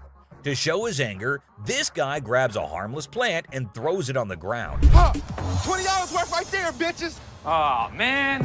What did the plant do to him? Seriously, what did the plant ever do to you, man? And off he angrily storms away. It's never a dull day around here, is it? This next lady has real poor luck, but it does not excuse her behavior. The door's right there. Have a good day. Because you got a big dude, you think you hot? So this lady storms into the store demanding her stuff back, which happens to be just 2 TVs. The receptionist asks her for some ID and tickets as proof, but this lady is completely clueless. I need your ID or the tickets. My what? She doesn't have any of those things, and here comes the shocker. Her boyfriend pawned off her belongings. Can you believe it? Now she wants them back, and it's a pretty messed up situation to be honest. She explains to the receptionist that she can't provide the required documents because her no-good boyfriend isn't even around anymore. He left her high and dry. Ouch, that's gotta hurt. Now Ashley, who overhears the whole thing, initially sympathizes with this poor girl. But hold up, that sympathy doesn't last for long, and for good reason. I feel terrible for her, but I can't help her without her ticket. This customer suddenly loses her mind, like all the anger in the world has consumed her. And guess what she does next? Brace yourselves, people. She starts yelling and banging on the glass window, demanding her precious TV. Don't bang on my window! Seriously, that's not how you get things done. Even if someone is trying to help you, no one will tolerate that kind of behavior. Ashley, understandably furious, tells her to back off. The situation gets so heated that Ashley has to step out of the room to confront this unruly customer. And guess what? This lady has the audacity to threaten Ashley. Well, Ashley isn't one to back down, so she tells her to get the heck out of the shop. This customer is beyond crazy, I tell you. It seems like she had a truckload of problems even before she set foot in the store. I dare you. Now, the bodyguard steps in to escort her out, but oh boy, this girl goes on a rampage. She knocks over everything in her path, completely enraged. Come on, girl, you seriously need to chill out. Finally, they manage to get her out of the shop, but you won't believe what happens next. Unlike the previous guy who threw a plant, this woman tries not once, not twice, but 3 freaking times to break back into the store. I mean, seriously, woman, get a grip on yourself. This is just embarrassing for everyone involved. But damn it, we're not your local psychologist neither. Even the bodyguard has had enough at this point, and he can only imagine what kind of crazy exchange must have taken place. Man, oh man, what a wild scene that must have been. This next guy is the most polite guy you'll see, but things take an interesting turn. Come on, lady, listen to the expert here instead of getting all rude. The fact is, base metal changes colors, not real gold. It's pretty clear that this woman just wants some money and has the audacity to demand $200 for those earrings. And as if being rude wasn't enough, she starts hurling abuse at poor Les. That real rose gold earrings, man, I need $200 right now. What the is the... Talk about being confused and disrespected. I can't blame Les for not taking that kind of nonsense. So the bodyguard steps in to escort the woman out of the shop. But guess what? She keeps insisting that she wants her money and even asks the bodyguard to check the earrings again. Seriously, lady, drop it already. Here's the funny part, and you'll never guess what Les did next. Yeah. You want me to wrap these up? Yes, he did that. I mean, why bother with someone who refuses to listen, right? Eventually, the woman is escorted out by Les and the bodyguard, but she doesn't give up that easily. She actually tries to break into the shop not once, not twice, but 3 times. I can't help but feel secondhand embarrassment for her. It's like witnessing pure insanity. He's out. In conclusion, this woman's behavior was out of line. Instead of accepting the truth and moving on, she chose to be rude, abusive, and persistent. It's a good thing Les and the bodyguard stood their ground and didn't let her disrupt the shop. Let's hope she learns a lesson from this and thinks twice before causing such a scene in the future. So, which one of these fights shocked you the most? Let us know in the comments below. If you enjoyed this video, hit that like button and subscribe for more action. See you on the next one, guys. Alright, buckle up for some wild tales from the pawn shop universe. A dude walks in trying to return a wonky iPhone, swearing he got it from here. Plot twist, no receipt, and he even tried blaming a random worker. Now, that's just the tip of the iceberg. We've got ladies claiming purse hostage situations and others pulling broken TV emotional sagas. Here are the scammers being caught on Hardcore Pawn. This dude who gets totally jacked in Detroit loses everything, even his watch. So he hits up this pawn shop to sell some stuff and make his way back to sunny California. Les hears the guy's sob story, feels some sympathy, and offers $80 for the watch. Not a fortune, but the guy was probably expecting pocket change, so not bad, right? It's on. Our guy tries to snatch his watch back, but Les is like, "Nuh-uh, not today." Things get spicy real fast, but he's having none of it. So this customer walks into the shop with this antique necklace, claiming it's been passed down through generations. Can you help me, sir? I'm trying to get a nice deal on my antique necklace. It's been passed down from generation to generation. My grandfather gave it to me, okay? Les isn't exactly doing cartwheels because this necklace isn't blinged out with diamonds or gold, just some crystals. But the customer's on a mission for a sweet deal, even if it's not a precious metal masterpiece. My grandfather gave it to him. But Les, being more into precious metals than history, isn't interested. So how much can I get? Well, you can't get anything. It's not diamonds, it's not gold, it's just crystals. Now hold up, Les spots the customer's rings and gets that twinkle in his eye. But the customer's all like, "I want a deal on the necklace, dude." Les, though, is playing hardball, saying they only dance with precious metals. No crystals invited to this ball. Customer's rings catch Les's eye. I'll take your rings. The rings ain't for sale today. How much would you pawn this for? I won't take that in pawn because we only take precious metal. Now cue the shouting match. Back and forth negotiations, but it's like a standoff and no deal is going down. Now, take it. But I think you need to work something out with me, man. What he standing here for, man? He's my... Tell me, brother. is antique, man. Nope. The customer tries negotiating with Les, but no deal is struck. The security, though, offers a deal of their own. Customers are not thrilled, yelling about deals and fairness. It's a bit of a scene, you know? But here's the twist. Les finally gives in and says, "Alright, give me those rings." Customer storms out, still yelling a bit. Whew, man. Antique shop life. Am I right? An antique, bro. I don't want to talk. Me and you. No deal. Deal. No deal. How much you gonna give me for? Let's talk about it on the way out the door. Hey, hold on, man. Hold on, man. Hold on. I can leave on my own. Hey, what's up? Big fella? Have a nice day. Gave me something.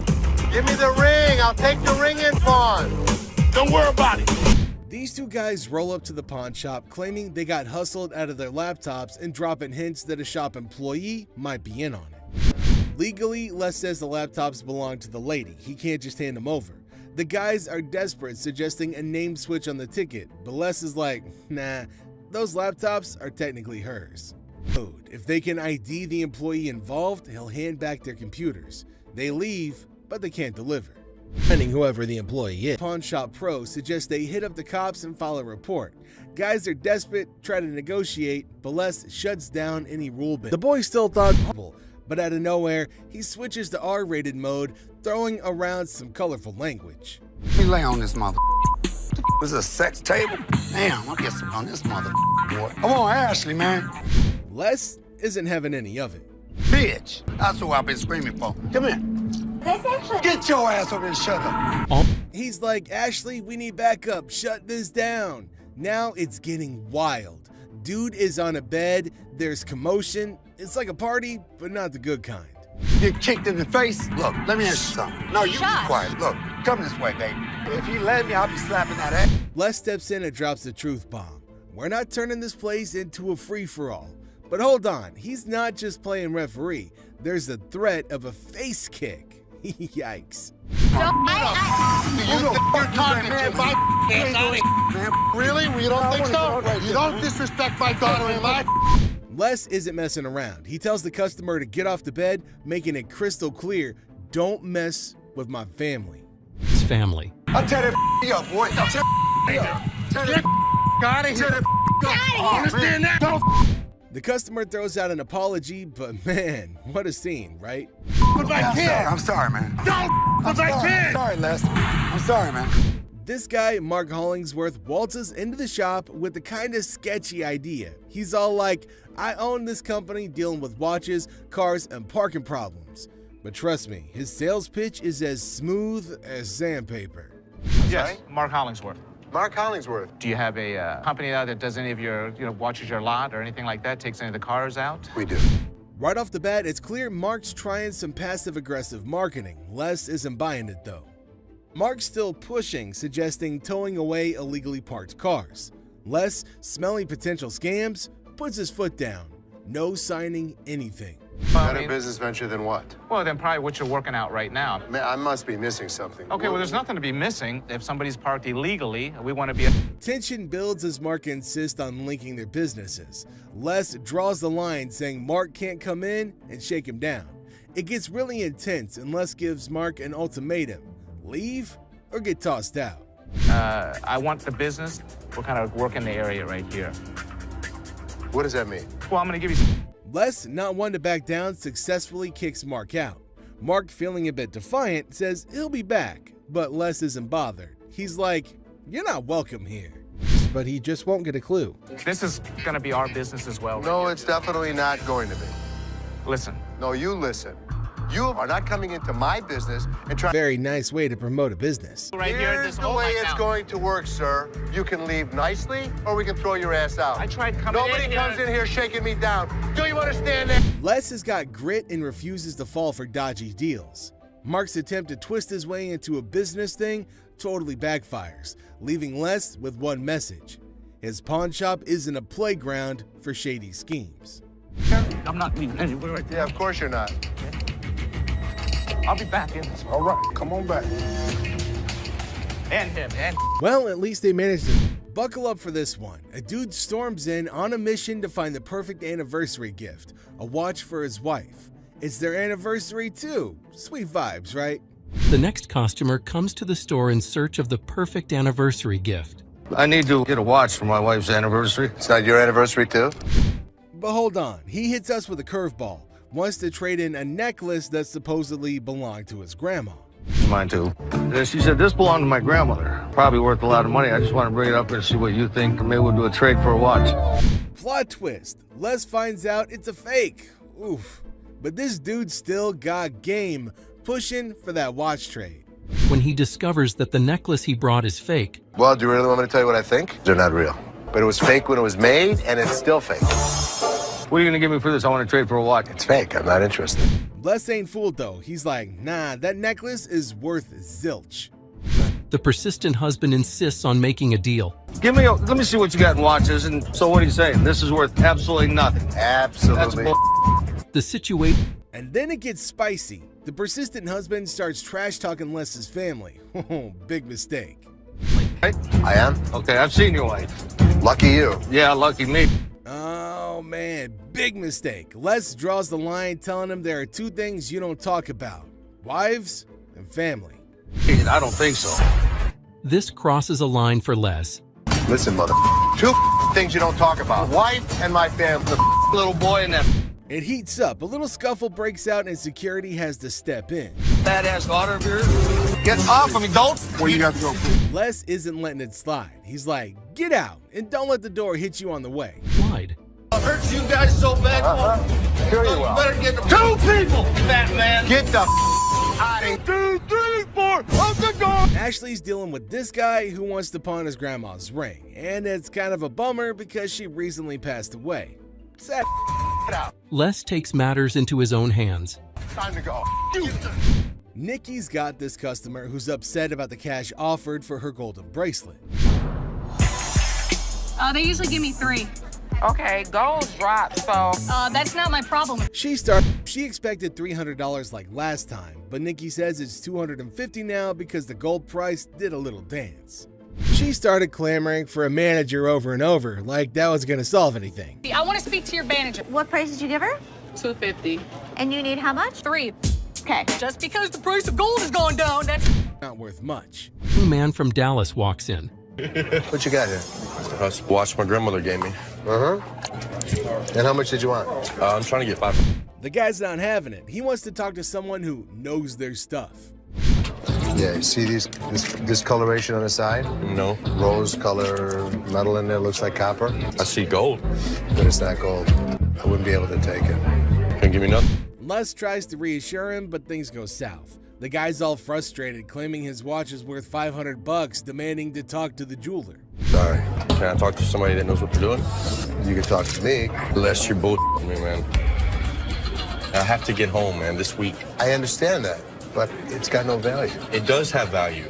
Things begin to go south. This is a bunch of bullshit, man. I want to pawn my watch that's worth $500. Let me have you talk to my jeweler.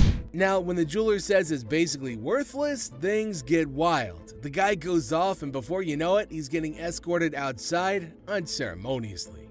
Well, this guy's been in the jewelry business all of his life. It's time for a showdown as the customer's all worked up about his busted lounger from the shop, and he wants his money back. But surprise, he didn't keep the receipt.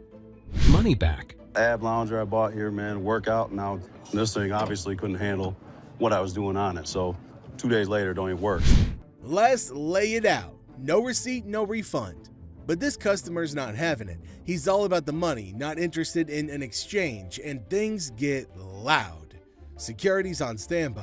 Necessary to keep the receipt. I don't have a receipt. I didn't think I needed to keep it. There's nothing I can do for you without a receipt. If you had the receipt, I could give you an exchange. I could give you something. I don't want an exchange because it's probably going to be some again. How about you just get my money, and then we won't have any more problems with this. The customer keeps pushing, not caring about security or anything else. He's dead set on getting his money back, even throwing out threats. I need my money back. Not gonna do anything. And like all this security standing around or whatever, I don't give a rat's ass about that.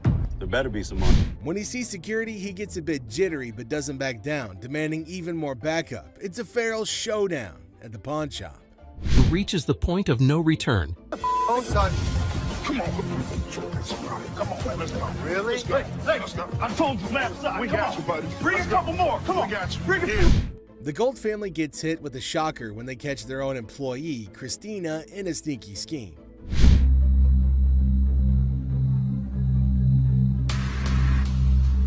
They're all curious about Christina's shady moves. Turns out she's been pulling off a scam right under their noses.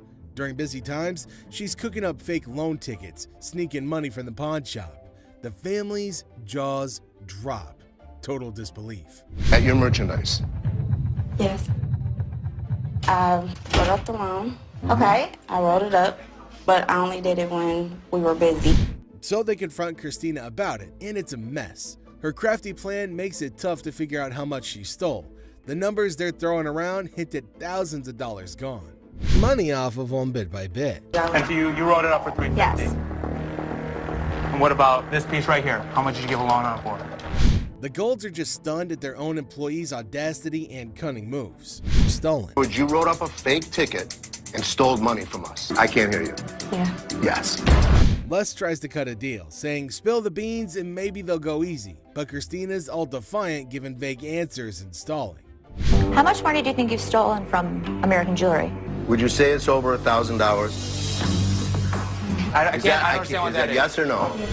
When the police get involved, it hits them. This is serious stuff. Les gives Christina a last warning, saying once that door opens, her fate is sealed. Even with a chance to cooperate, Christina's not budging, so the Golds have to hand her over to the cops.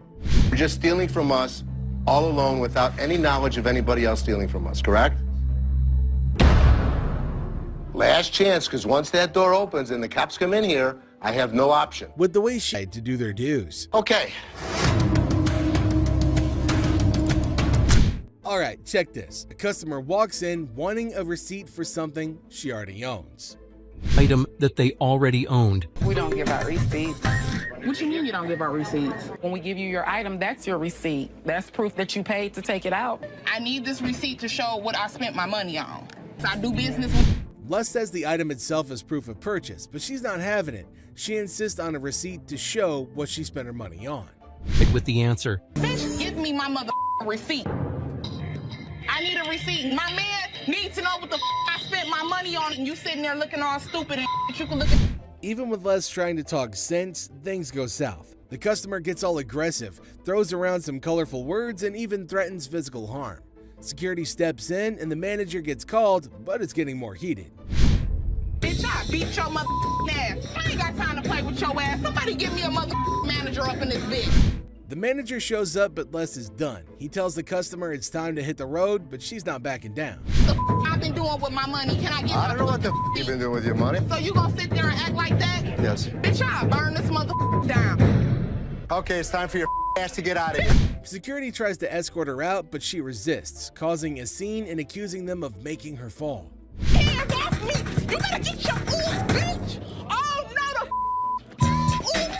bitch! No, y'all gonna make me fall like that, bitch! It's a tense situation, drama at its peak in the pawn shop.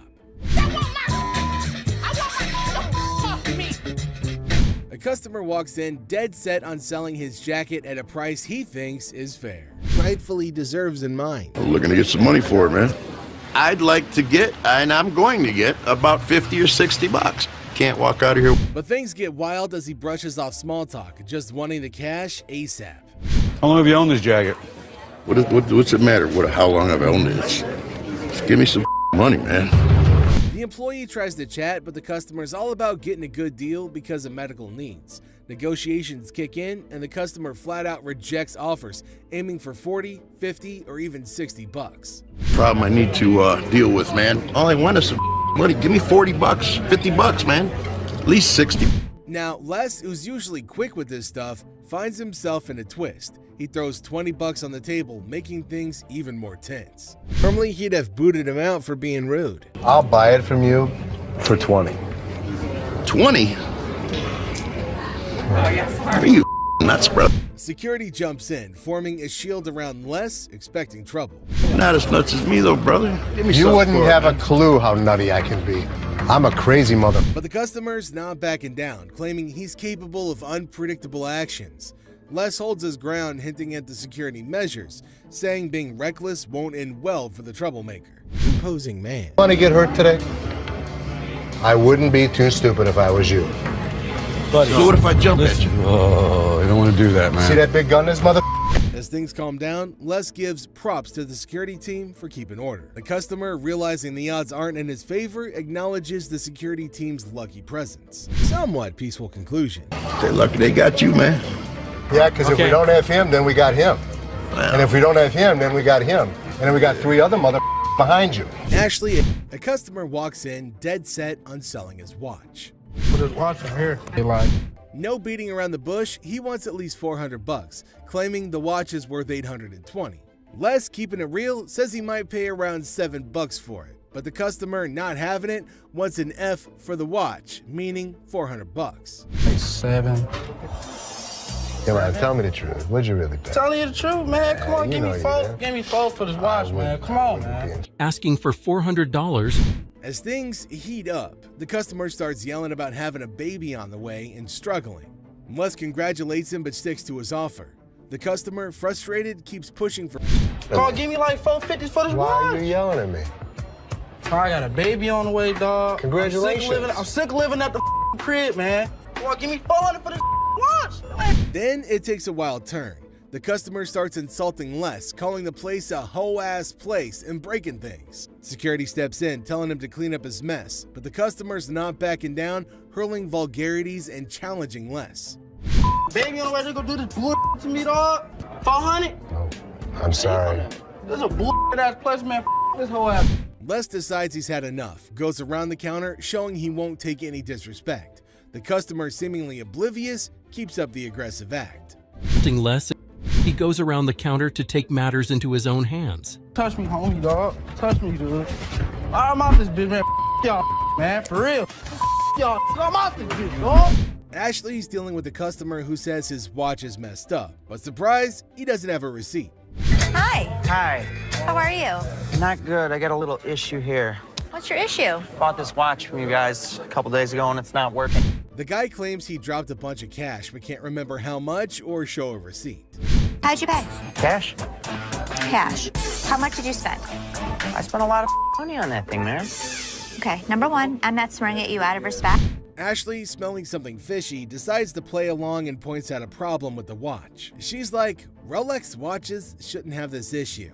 But here's the kicker. The guy throws a veiled threat, hinting at consequences if Ashley was a trained cop. Do you wear contacts? No. You can see well, right? I can see very well. What does it say? Now Ashley's not having it. She keeps her cool, uses her training, and delivers a swift response. A chokeslam. But she decided to play along with his games. Come here, I'm gonna show you exactly where your Rolex is. And by the way, if you wear a tank top, I'd advise you work out some more. So come on. The guy, realizing he underestimated the situation, backs off quickly. Message delivered. Threatening behavior won't fly in the store. Really? How about it? Get the off. Get the off. A lot of people probably don't know. I'm trying. The customer's still demanding what he thinks he paid for, but Ashley's chill. She hands back his cash, making it clear that being confrontational won't change the outcome. I want what I paid for. Here you go. Cash. I want what I paid for. Bitch. A mom and daughter storm into the shop, all worked up about a stolen ring. Ocean has Ashley's attention. My daughter, she stole my mama's ring. I need you to do whatever you gotta do, But the twist is, they spill that they've got no receipt or ID. Ashley, one of the employees, catches wind of the drama and steps in. The mom's dead set on getting the ring back, but no proper paperwork is a roadblock. Ashley tries to calm things down, saying, hey, lower your voices, we're in the store. She asks the daughter about any ticket or documentation, but there's none. Lower our voice, you're in our store. You took your grandma's ring. Yes. Papers. Why do y'all say that? Both mother and The pawn shop sticks to its guns, and both mom is blaming the shop for involving the police. The staff stays strong, saying it's not their fault, but the daughter's actions that landed them here. You need to get out. See, it's your daughter, not us. It's your daughter. Yeah, you want to get out. Hey, get off him. That's when I get your ass home. In the American jewelry and loan store, strange customers are pretty common, an occurrence. Can I please get my coat? Y'all got it out here on a display. How are you today? Now, here's a wild one. A bold lady insists she owns the monopoly on all things pink, demanding her coat back. I need my coat. Everybody know in the hood I rock pink. I need my coat. An employee trying to be polite asks for the pawn ticket, but she's not having it, totally convinced that the coat is hers. This lady refuses to listen. Can I get my coat? How long you been going through the change of Can I get my coat? Can I get my coat? Right there. Give me my. Then she cranks it up a notch. She calls for security, demanding the store owner. Her coat demands echoed through the place, causing a scene. Byron jumps in like a pro. Despite her loud protests, he shows her the exit, keeping the peace in the store. The owner of the store. Out of my store. I need my coat. Never come in this bitch. There you go. The whole pink coat saga becomes quite the spectacle. Byron managed to toss her out while she kept on screaming for the coat that clearly wasn't hers. No, Coming down, y'all got my up in there. Bring me the. I rock pink. I'm a pink bitch. The day kicks off with a grumpy customer claiming his recently bought coat shredded while he was riding. Thing is, he's got no receipt to back up his story. Person. Just bought this coat here about a week ago, riding down the road and the thing just shreds up. I want my money back. Now, despite having a receipt, this guy thinks that's enough proof, ignoring the store rules. Karen, the staff on the case, stays cool and sticks to the policies. For cash. It's a little beat up to me. Yeah, you're telling me. I'm not very happy. Do you have your receipt? No. Isn't this receipt enough? No, it's not. I need a... The customer keeps pushing for a refund on a new coat, but Karen holds her ground, saying you need a legit receipt for any fix. Props to Karen for not letting opportunistic behavior slide. Now, I want my money back, or I want another coat. Can't help you unless you have a receipt. All I want is another coat, or I want my damn... As the talk goes on, it becomes clear. The customer's trying to pull a fast one, hoping to score another coat without proper verification. But Karen sees through it, keeping her cool and not giving in. Him? He got Karen. How about I just take one? Well, I don't really recommend you. When the guy can't bend the rules his way, he gets all aggressive, hinting at causing a ruckus. Karen, though, stays calm and walks him out, stopping the situation from blowing up. That's how you handle tricky customers. Shredded to you? I'll take this whole damn wreck. Hold on, my man. I'll take this whole wreck. Barbara and her nephew Leon hit up Seth at the American Jewelry and Loan Store, all tangled up in a TV remote drama. Barbara. Nice to meet you. And this is my nephew, Leon. Hey, Leon, nice to meet you. We buy the TV. When he got home and... So Leon bought a TV from the pawn shop 3 months back, but guess what? No remote. Turns out he pawned it without the original clicker, and now they want a replacement. He pawned about 3 months ago. Yeah, so we're up here now, and all he wants is a remote for his TV. That's the barcode for the TV. Oh, you took the barcode off the TV. If it didn't come with it. But Seth can't find the remote. He suggests checking the stock, but they're not having it. Frustration kicks in, and Barbara and Leon decide to make a scene, claiming the TV had a remote when pawned. Despite Seth's confusion, Barbara insists her nephew deserves a remote. When I rebought my TV, it didn't have a remote control. And I know I pawned the TV in with the remote control. Right. So why I don't have it now? He pawned the TV, it was a remote to it. You want to buy one? So you give my nephew his remote, right? Facing potential chaos, Seth, keeping cool, decides it's time for Barbara and Leon to exit. Security steps in, escorting them out, putting an end to the chaos. Seth throws in a little note about the abundance of remotes in the store and wishes them a nice day. No doubt Seth has tolerance. You got one back there somewhere. I got lots of them. It's you want back to give there them the somewhere. remote? Yeah. It's back there. So go back there. Have a nice day. Your remote thing! Karen's at the store and things get crazy. A lady seems all chill, talking about watches. Your eye that you want me to pull out? I was kind of looking at some of these watches. Did you see her? But hold up, she suddenly accuses another customer of swiping her invisible phone. Yeah, you heard it right, invisible. Karen, cool as a cucumber, questions the crazy claim. Giver is Byron Services. Where the hell is my phone? Something wrong? Yeah, my phone. I just let my... Did you take my phone? Take your phone. Turns out no phone was missing. Karen, with a bit of sarcasm, asks if someone took her invisible phone. Drama alert. The innocent customer is just baffled.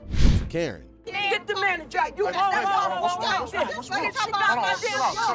me. Calm down. Ma'am, there was no phone. There was I laid my phone there.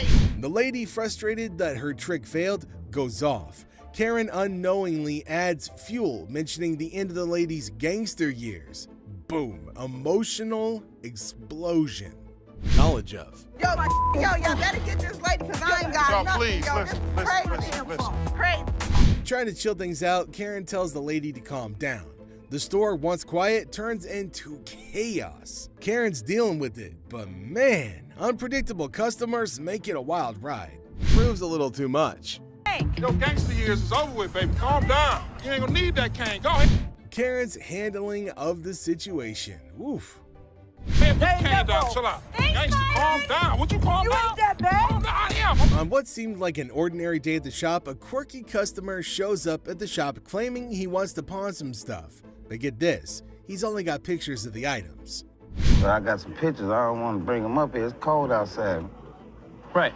I got this one right here. Yeah? Nice little clock. Seth, being the sharp guy, quickly spots something fishy. Those pics look like they're straight from the internet. Sus, right? Well, Seth ain't playing around and says, no way I'm giving you a quote without checking the real deal. How much are you looking for? I'm looking about $500. I can't quote without seeing the actual merchandise, because just because you have a picture of it doesn't really mean that. The customer wants a $500 quote, but Seth is like, hold up, I need to see the actual stuff. Now Seth's on point. He knows pics can be deceiving, but the customer won't budge, and Seth's suspicion grows. Without checking the goods, Seth says, no quote for you. You interested? I'm interested. But you can't quote me what I'm gonna get though? No, it's just a picture. I don't know exactly what you're gonna be bringing in. I don't know if it's metal, I don't know if it's paper, I don't know if it's just a painting, I don't know. But the customer's persistent, not showing the item. Seth's had enough, and he calls in Byron to show the guy the door. Byron, following Seth's lead, kicks the guy out. Get the quote? No, sir. You're wasting my time and your time now, so bring it in. You know what? What? You. Have a nice day. Man. What you want to do? Do you? Come on, do it. Say hello to the bad guy. One more time. I'll call my experts in. Okay. No problem, bud. Okay, check this out. A customer rolls in eyeing a $100 watch, thinking it's a done deal. But here's the twist. Her VIP card can't cover it. Just the basics, you know? She suggests her VIP card is like a gift card, and Byron's trying to clear things up, but she's not having it. All the drama starts. Drawing though. Hi, excuse me. Yeah. Hi, I'm looking for a watch, maybe about $100. $100 isn't a bad deal for a pretty watch. The customer expressed his interest in a watch priced at $100, seemingly content with a deal which includes a $6 tax. It's really Looks pretty. good on you. It was 100. 100? I'll take it. Okay. Now we add tax on that. Be 106. All right. Now outside, Byron's still explaining like, no loss, just a card thing. But the lady's not getting it. She goes on a name-calling spree unless the employee is left scratching his head at the unexpected drama. Store. She should go there. Maybe they sell watches too. $100 gift card? $100 gift card. These are not our gift cards. The situation goes wild. Insults flying, unfounded accusations, and Les is caught off guard. It's like a crazy ride dealing with customers who expect the moon and the stars. The lesson here? Some folks take things way too personally when things don't go their way. Drama everywhere. Byron can explain the situation to her outside the store. So you telling me I'm losing $100? What is she gonna What say? is y'all don't understand up in here, okay? What is she gonna about swipe? to lose, Hold on, all what's right? The scene underscores the broader issue of customer entitlement and the propensity for some individuals to resort to aggression when their expectations aren't met. Ugliest two sisters I've ever seen in my life. Are you my sister?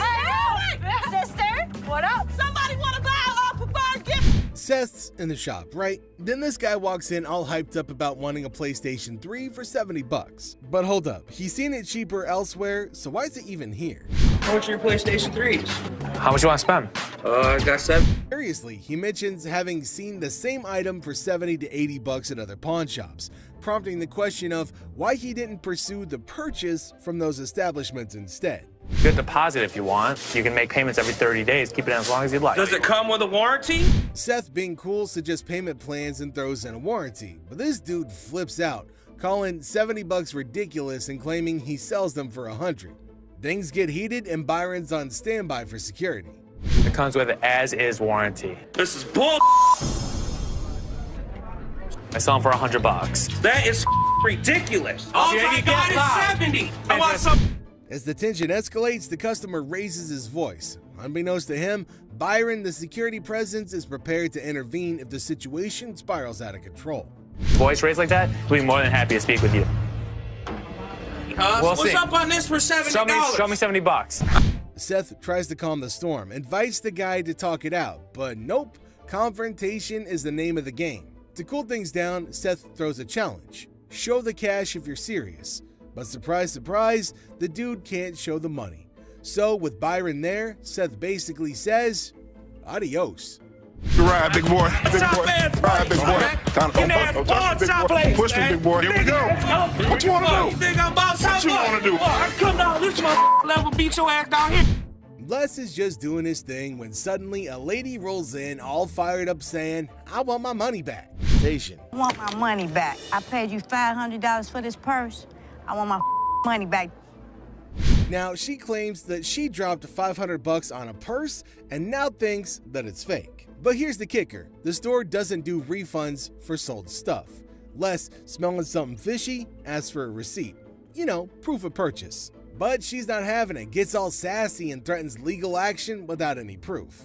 Staff member scammed her. Let me gain my composure before anybody... Don't gain your composure. Before somebody goes... Give me my money back. You sold me a fake purse. The purse. Now the receipt drama heats up. The grandma's still sassy, insists on a refund without proof. Les stands his ground, asking for some proof. Then she goes all dramatic, threatening to wreck her own cigarette. Les warns her, but she's still not stopping. Ma'am, do you have the receipt? I didn't give you a second when I gave you my money. Ma'am, I'm trying not to really You lose took my control. money and I won't. Show me the receipt. I don't have a receipt. The lady's disruptive behavior goes a step further as she threatens to destroy her own property, a cigarette. Les, recognizing the theatrics, warns against willful destruction and adds more potential claims to the already contentious situation. Route. Please have my money. No, that's how to start it. You know what that stands for? What is MK? I want my money. Things get crazier. She starts making threats, even talking about hurting people. But Les, cool as a cucumber, says her threats won't shake him. I'm not. Put your cigarette out. Put it out. Get your hands off me. Put your cigarette out. Get your hands off me and I'll put it out. Give me my money. That's all I want is my money. Give me your card, because I'm going to sue your ass. I'm going to bust. I'm going to hit you. You're not going to bust nothing. I hit you. Well, I go got ahead. a son I've been big hit by enough much to hit harder. your Go ass. ahead. Well, get him. Yeah, right. All right. Stupid ass mother. A lady walks in thinking she's got a real gold chain to pawn, but the employee Ashley spots that it's fake. Yeah, she wants $250 for it, but Ashley's like, nah, no can do. It's not real. The item was a fake after taking a look at it. Pawn this chain. Now, this lady starts making a scene, yelling and demanding the manager. Ashley's not backing down, standing her ground against the chaos. Okay, for how much? I want to get like $250. We won't be able to take this Why you want me to take it?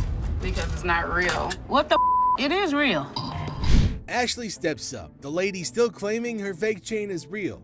Ashley's not having the yelling, setting a rule. No screaming allowed in the store. I want my mother money for Hi, this. excuse me. Why are you screaming? Excuse me what? Get my money. This isn't real. It is real. You're not. Ashley, determined to maintain order, sets a clear boundary, emphasizing that screaming will not be tolerated in the store. Come and get it. One way or another. All right, well, I'll come and give it to you. Yeah. Why the keep saying it's not real? You will not. Plot twist. Ashley offers a deal. She'll check the lady's watch, but no more screaming. The lady suddenly gets all chilled, realizing she needs to cool it down. What can I get? Let me see your watch if you want me to help you. Hello? If you yell at me one more time, I'm seriously gonna ask you to leave. I am not in the mood to hear your loud. Now Ashley sees a chance to help. She suggests pawning the watch for $250, and the lady, now calm, agrees. Ashley smoothly guides her through, proving that she can handle the drama while keeping things respectful. Drama sorted. Do you want me to let you pawn your watch for $250? I'll take $250. Wow, changing a tone now. Yeah. Want to follow me this way? Thanks for help. There's this guy who claims to be the last good man, but Seth's not buying it. This guy knows what he wants. Cameras in this case. And Seth is all set to help him. I prefer cameras. What kind of good cameras you got? Yeah, whatever you need. Yeah, so some point and shoots okay, right over here. Let me look at this black one right here. But hold up, trouble's brewing. The guy admits that he's got a short-term memory. Seth, being savvy, suggests paying up front, but Mr. Forgetful wants to shop around first, planning to keep the camera in his pocket. Seth's not vibing with that logic. I'm just shopping around. That's fine. Let's pay for it now, and then you can keep it in your pocket, and then you can keep shopping. Why can't I just pay for everything at the end of shopping? Then I'll hold the camera until you're... Seth, smelling something fishy, won't let this guy stroll away with an unpaid camera. The customer protests, but Seth sticks to the rules, unfazed by the store's criticism. Hold on to your camera until you're ready to buy something. But it makes no sense. I'm going to buy the You know camera. what? The best part of being the owner of this place, it doesn't have to make sense to everybody as long as it makes sense to me.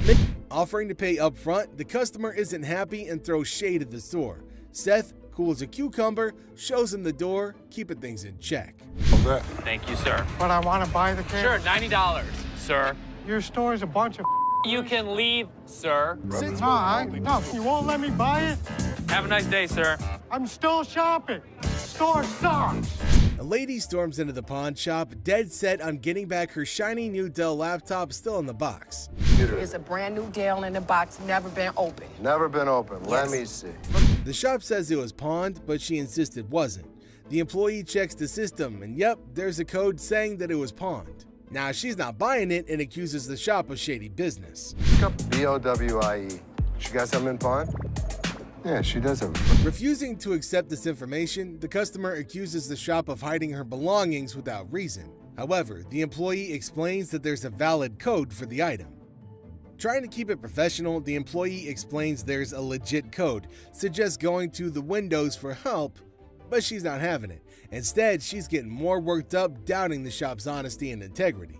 We have you for a coat, so you can go right over to the windows and they can take it. No, I want my computer. No, you have a fur coat in pawn. And I understand. And here's where it gets wild. She starts thinking that there's some big conspiracy against her. She's convinced the shop is teaming up with the rich tycoon to snatch her laptop. Things take a turn for the absurd. Y'all don't know how to talk to nobody, and I guess I'm the little dog that you can just You ain't tell no little me, dog, you're taller than I am. With a poor bitch's computer. Check and give me my... Her frustration peaks, and she goes from claiming to be a sweet Christian lady to dropping a string of curses. She's a nice, polite Christian woman. Yeah, right. I think that you are being so despicable. A customer walks into the pawn shop all upset, thinking it's some charity spot. Now she's on a mission to get back her 2 TVs, claiming they were stolen. But here's the catch. No ID, no ticket, and she's causing a scene. 2 TVs. I need your ID or the tickets. My what? ID or your ticket. The employee, being the voice of reason, explains this isn't a police station and suggests filing a report. She won't budge, insisting on her TV's pronto, even offering her name instead of proper info. The employee stands firm, saying they need a police report. If your items are missing, you should go to the police to complain, not the pawn store. I have no ticket or no ID, my stuff. Things heat up as she gets louder about her stolen stuff, but the employee keeps it cool, sticking to the right process. They're going to get her a television. I need your ID or the ticket. I can give you my name. I need my stuff, like now. Well, you have to make a police report. I need my stuff. In a surprising twist, the employee decides to play along with her need for drama. Customer goes all out, banging on windows, but the employee holds the fort, following store policies. When she won't leave without her way, the employee calmly shows her the door. Ma'am, is there an issue? 2 TVs was stolen, a ring, and I just drove up here from Flint. I need my... I'm not the police. Look, I just want my... All the ladies screaming Get my bitch! What, if I'm gonna have to get ratchet? You don't pound on my window! Les is chilling at the shop when this dude, looking like he time traveled from an old western, shows up, calls himself a music teacher, claiming his student's guitar got pawned at their place. It's a pleasure to meet you, Your name is what? Vaughn. Vaughn? Yeah, I'm a music teacher. When I talked to her mother, she ended up letting me know that they put it in a pawn shop. He didn't bring the student along and spills that the guitar got pawned without filing any police report. No. Otherwise, I would have to sell it back to you at retail. Pay me what we paid her, and then she would make restitution. Les, being the cool head, says he can't just hand the guitar back without proof. He's all about that police report or receipt life. I got to pay you some money? Why do I got to pay you anything? Without a police report or a receipt showing me that that guitar is yours, I can't do it. But wait, the guy's there to throw some intimidating music background to Les, saying that he played in Detroit for 15 years. Now Les ain't shaking, he's all about that proof life. I've been playing in Detroit for over 15 years and you can't give me my back? Byron, the big security bro, steps in when the intimidation falls flat. Now he scoops him out before things go wild. Now it's time to go. It's time to go? It's time to go. Man, could you work for him? You're right, come on. On his way out, he drops a line about Rick Ross and claims to be the next Rick James. Real head scratcher for Les and the crew. A wild mix of Western gear, music talk, and failed intimidation. Hey, y'all got Rick Ross in security. I'm the next damn Rick James, bitch! Les, just doing his thing, asks a customer why she wants to pawn some earrings. She straight up says she wants $350, but shuts Les down when he tries to understand why she needs the cash. To pawn these earrings. Okay. Trying to get $350 for them. Why do you need the money? It's none of your business why I need the money. Les, being Les, doesn't back down. He keeps asking why she needs the money. And the lady makes it easy. I'm coming in here with my jewelry to get money. How many kids you got? She just told you. The customer, getting defensive, says it's none of his business. Les, though, keeps digging, trying to know more about her situation.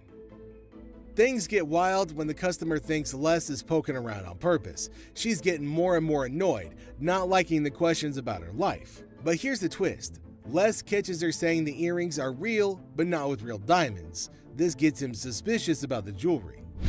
These are real. They are real earrings. They're just not real diamonds. They are. No, yes, they're not. They are real. Okay. Suddenly, the customer switches to bashing Les's choice of clothes, dissing him for wearing leather in the heat. Leather coat you right. It's 1,000 degrees. Who the wears leather? I ain't leaving this bitch. Les's ears would ring for the rest of the day because those ladies weren't stopping talking, and it turns into a full-on heated exchange with insults flying around. But Les stays cool, sticking to store rules. Wrinkled up probably ain't had no in years. Supposed to be jewelry and long. Bull ass shot. Raggedy. Okay, get this. A lady goes up to Ashley saying she needs cash for her silver ring to replace her lost dentures. She spills the story about her kids flushing both sets down the toilet while playing. Got a little bit of a problem. Can't imagine why. My kids were playing around last night, broke my teeth. So they How'd were they playing. bring them? They flushed them. Ashley, all ears to this wild tale, wants to know more. But what I'm trying to do is sell this so I can get more. So they took both sets? The lady's looking for around $300 by selling her silver ring. But when Ashley gives her a value that falls short... Exactly. And you want how much? About 3. Things get heated. I can barely give you 300. 2. But Ashley's not taking it. She stands her ground, refusing to make a deal. The lady tries a last-ditch move, asking for $10, but Ashley shuts it down. So what can you give me? $10. I'll buy it. No. Now hold up, it gets worse. The lady cranks up the confrontation and the insults. Bitch. Take your silver ring and start walking, bitch. Listen, take one enough. Ashley, not into drama, tells the lady to take her ring and keep on walking. This is what you get for messing around with Ashley. Now what? I'm here. Now what? I'm here. Keep walking. Bitch, my car's this way. Lucky Ashley knocked $1,000 ring and want the remaining money or the ring back. They show Leslie a supposed legit receipt. But hold up. Leslie whips out a real ticket showing the difference between the two. Client brought in a $10,000 ring here, and she wants to either collect the remaining money owed to her on the ring or get the ring. The customers stick to their story, saying someone printed their but the customers won't budge. Up to Ashley claiming a purse on display is hers. I want the purse. However, The lady gets all heated, demanding to check the purse. Ashley's like, sure, buy it if you want. But nope, the lady goes next level, calling names and threatening to climb the counter. How do you know it's not my purse? Because that purse has been out there. Let me see it. Let me look at it. Can I look at it? If you want to buy it. I just want to look at it and make sure it's not mine. Okay, first of all, I'm not First of all, don't talk to me like I'm a idiot. You. Give me my purse or I'm going to come over that counter and get it myself. What's it going to be? Enter Byron, the big snuggly hero. He steps in, making sure things don't go wild. Even when the lady resists, Byron's like, time to leave. And he stops her from grabbing that purse. It's a snapshot of how pawn shop workers deal with crazy claims. Ashley keeps it by the rules and Byron keeps the peace. Easy. Oh my God. Get your hands off me. Have a nice day. Let's go. Walk yourself out, yo. You. Walk Get your hands off Walk me, yourself big boy. out. You know you just hit me with that pole, right? A guy walks up to Rich, claiming his new iPhone is a dud and demanding a refund. But surprise, surprise, no receipt. 3 days ago, and this don't work. The camera don't work. It keep freezing and like that. Did you download a camera function? No, it clearly got a camera. Why would I have to download it? Just asking. What kind of phone is it? It's an iPhone, clearly. Yeah, but we haven't had one. He tries blaming some employee for selling him the phone, but the worker's like, nah, we stopped selling those phones ages ago, dude. Well, since I've been here in 6 months, we have no I phones. just seen you in 2 weeks. Then things get loud. Security steps in and the guy gets the boot. But Rich, being the savvy guy that he is, ain't falling for the scam. Rich throws a curveball, suggesting they go test the phone in the parking lot. The guy doesn't know squat about the phone, and surprise, surprise again, no proof that he bought it. Scam busted. Can you go show him how it works? Take a picture out in the parking lot. Don't touch my phone, Show him dog. how the phone works outside. Why are you touching me? Okay, just don't touch me then. I'm gonna be back. Well, that's all for today, folks. Make sure to hit the like button if you really enjoyed the video. Subscribe to the channel and hit the bell icon. Until the next wild encounter, this has been a glimpse into the intriguing, spicy world of hardcore pawn.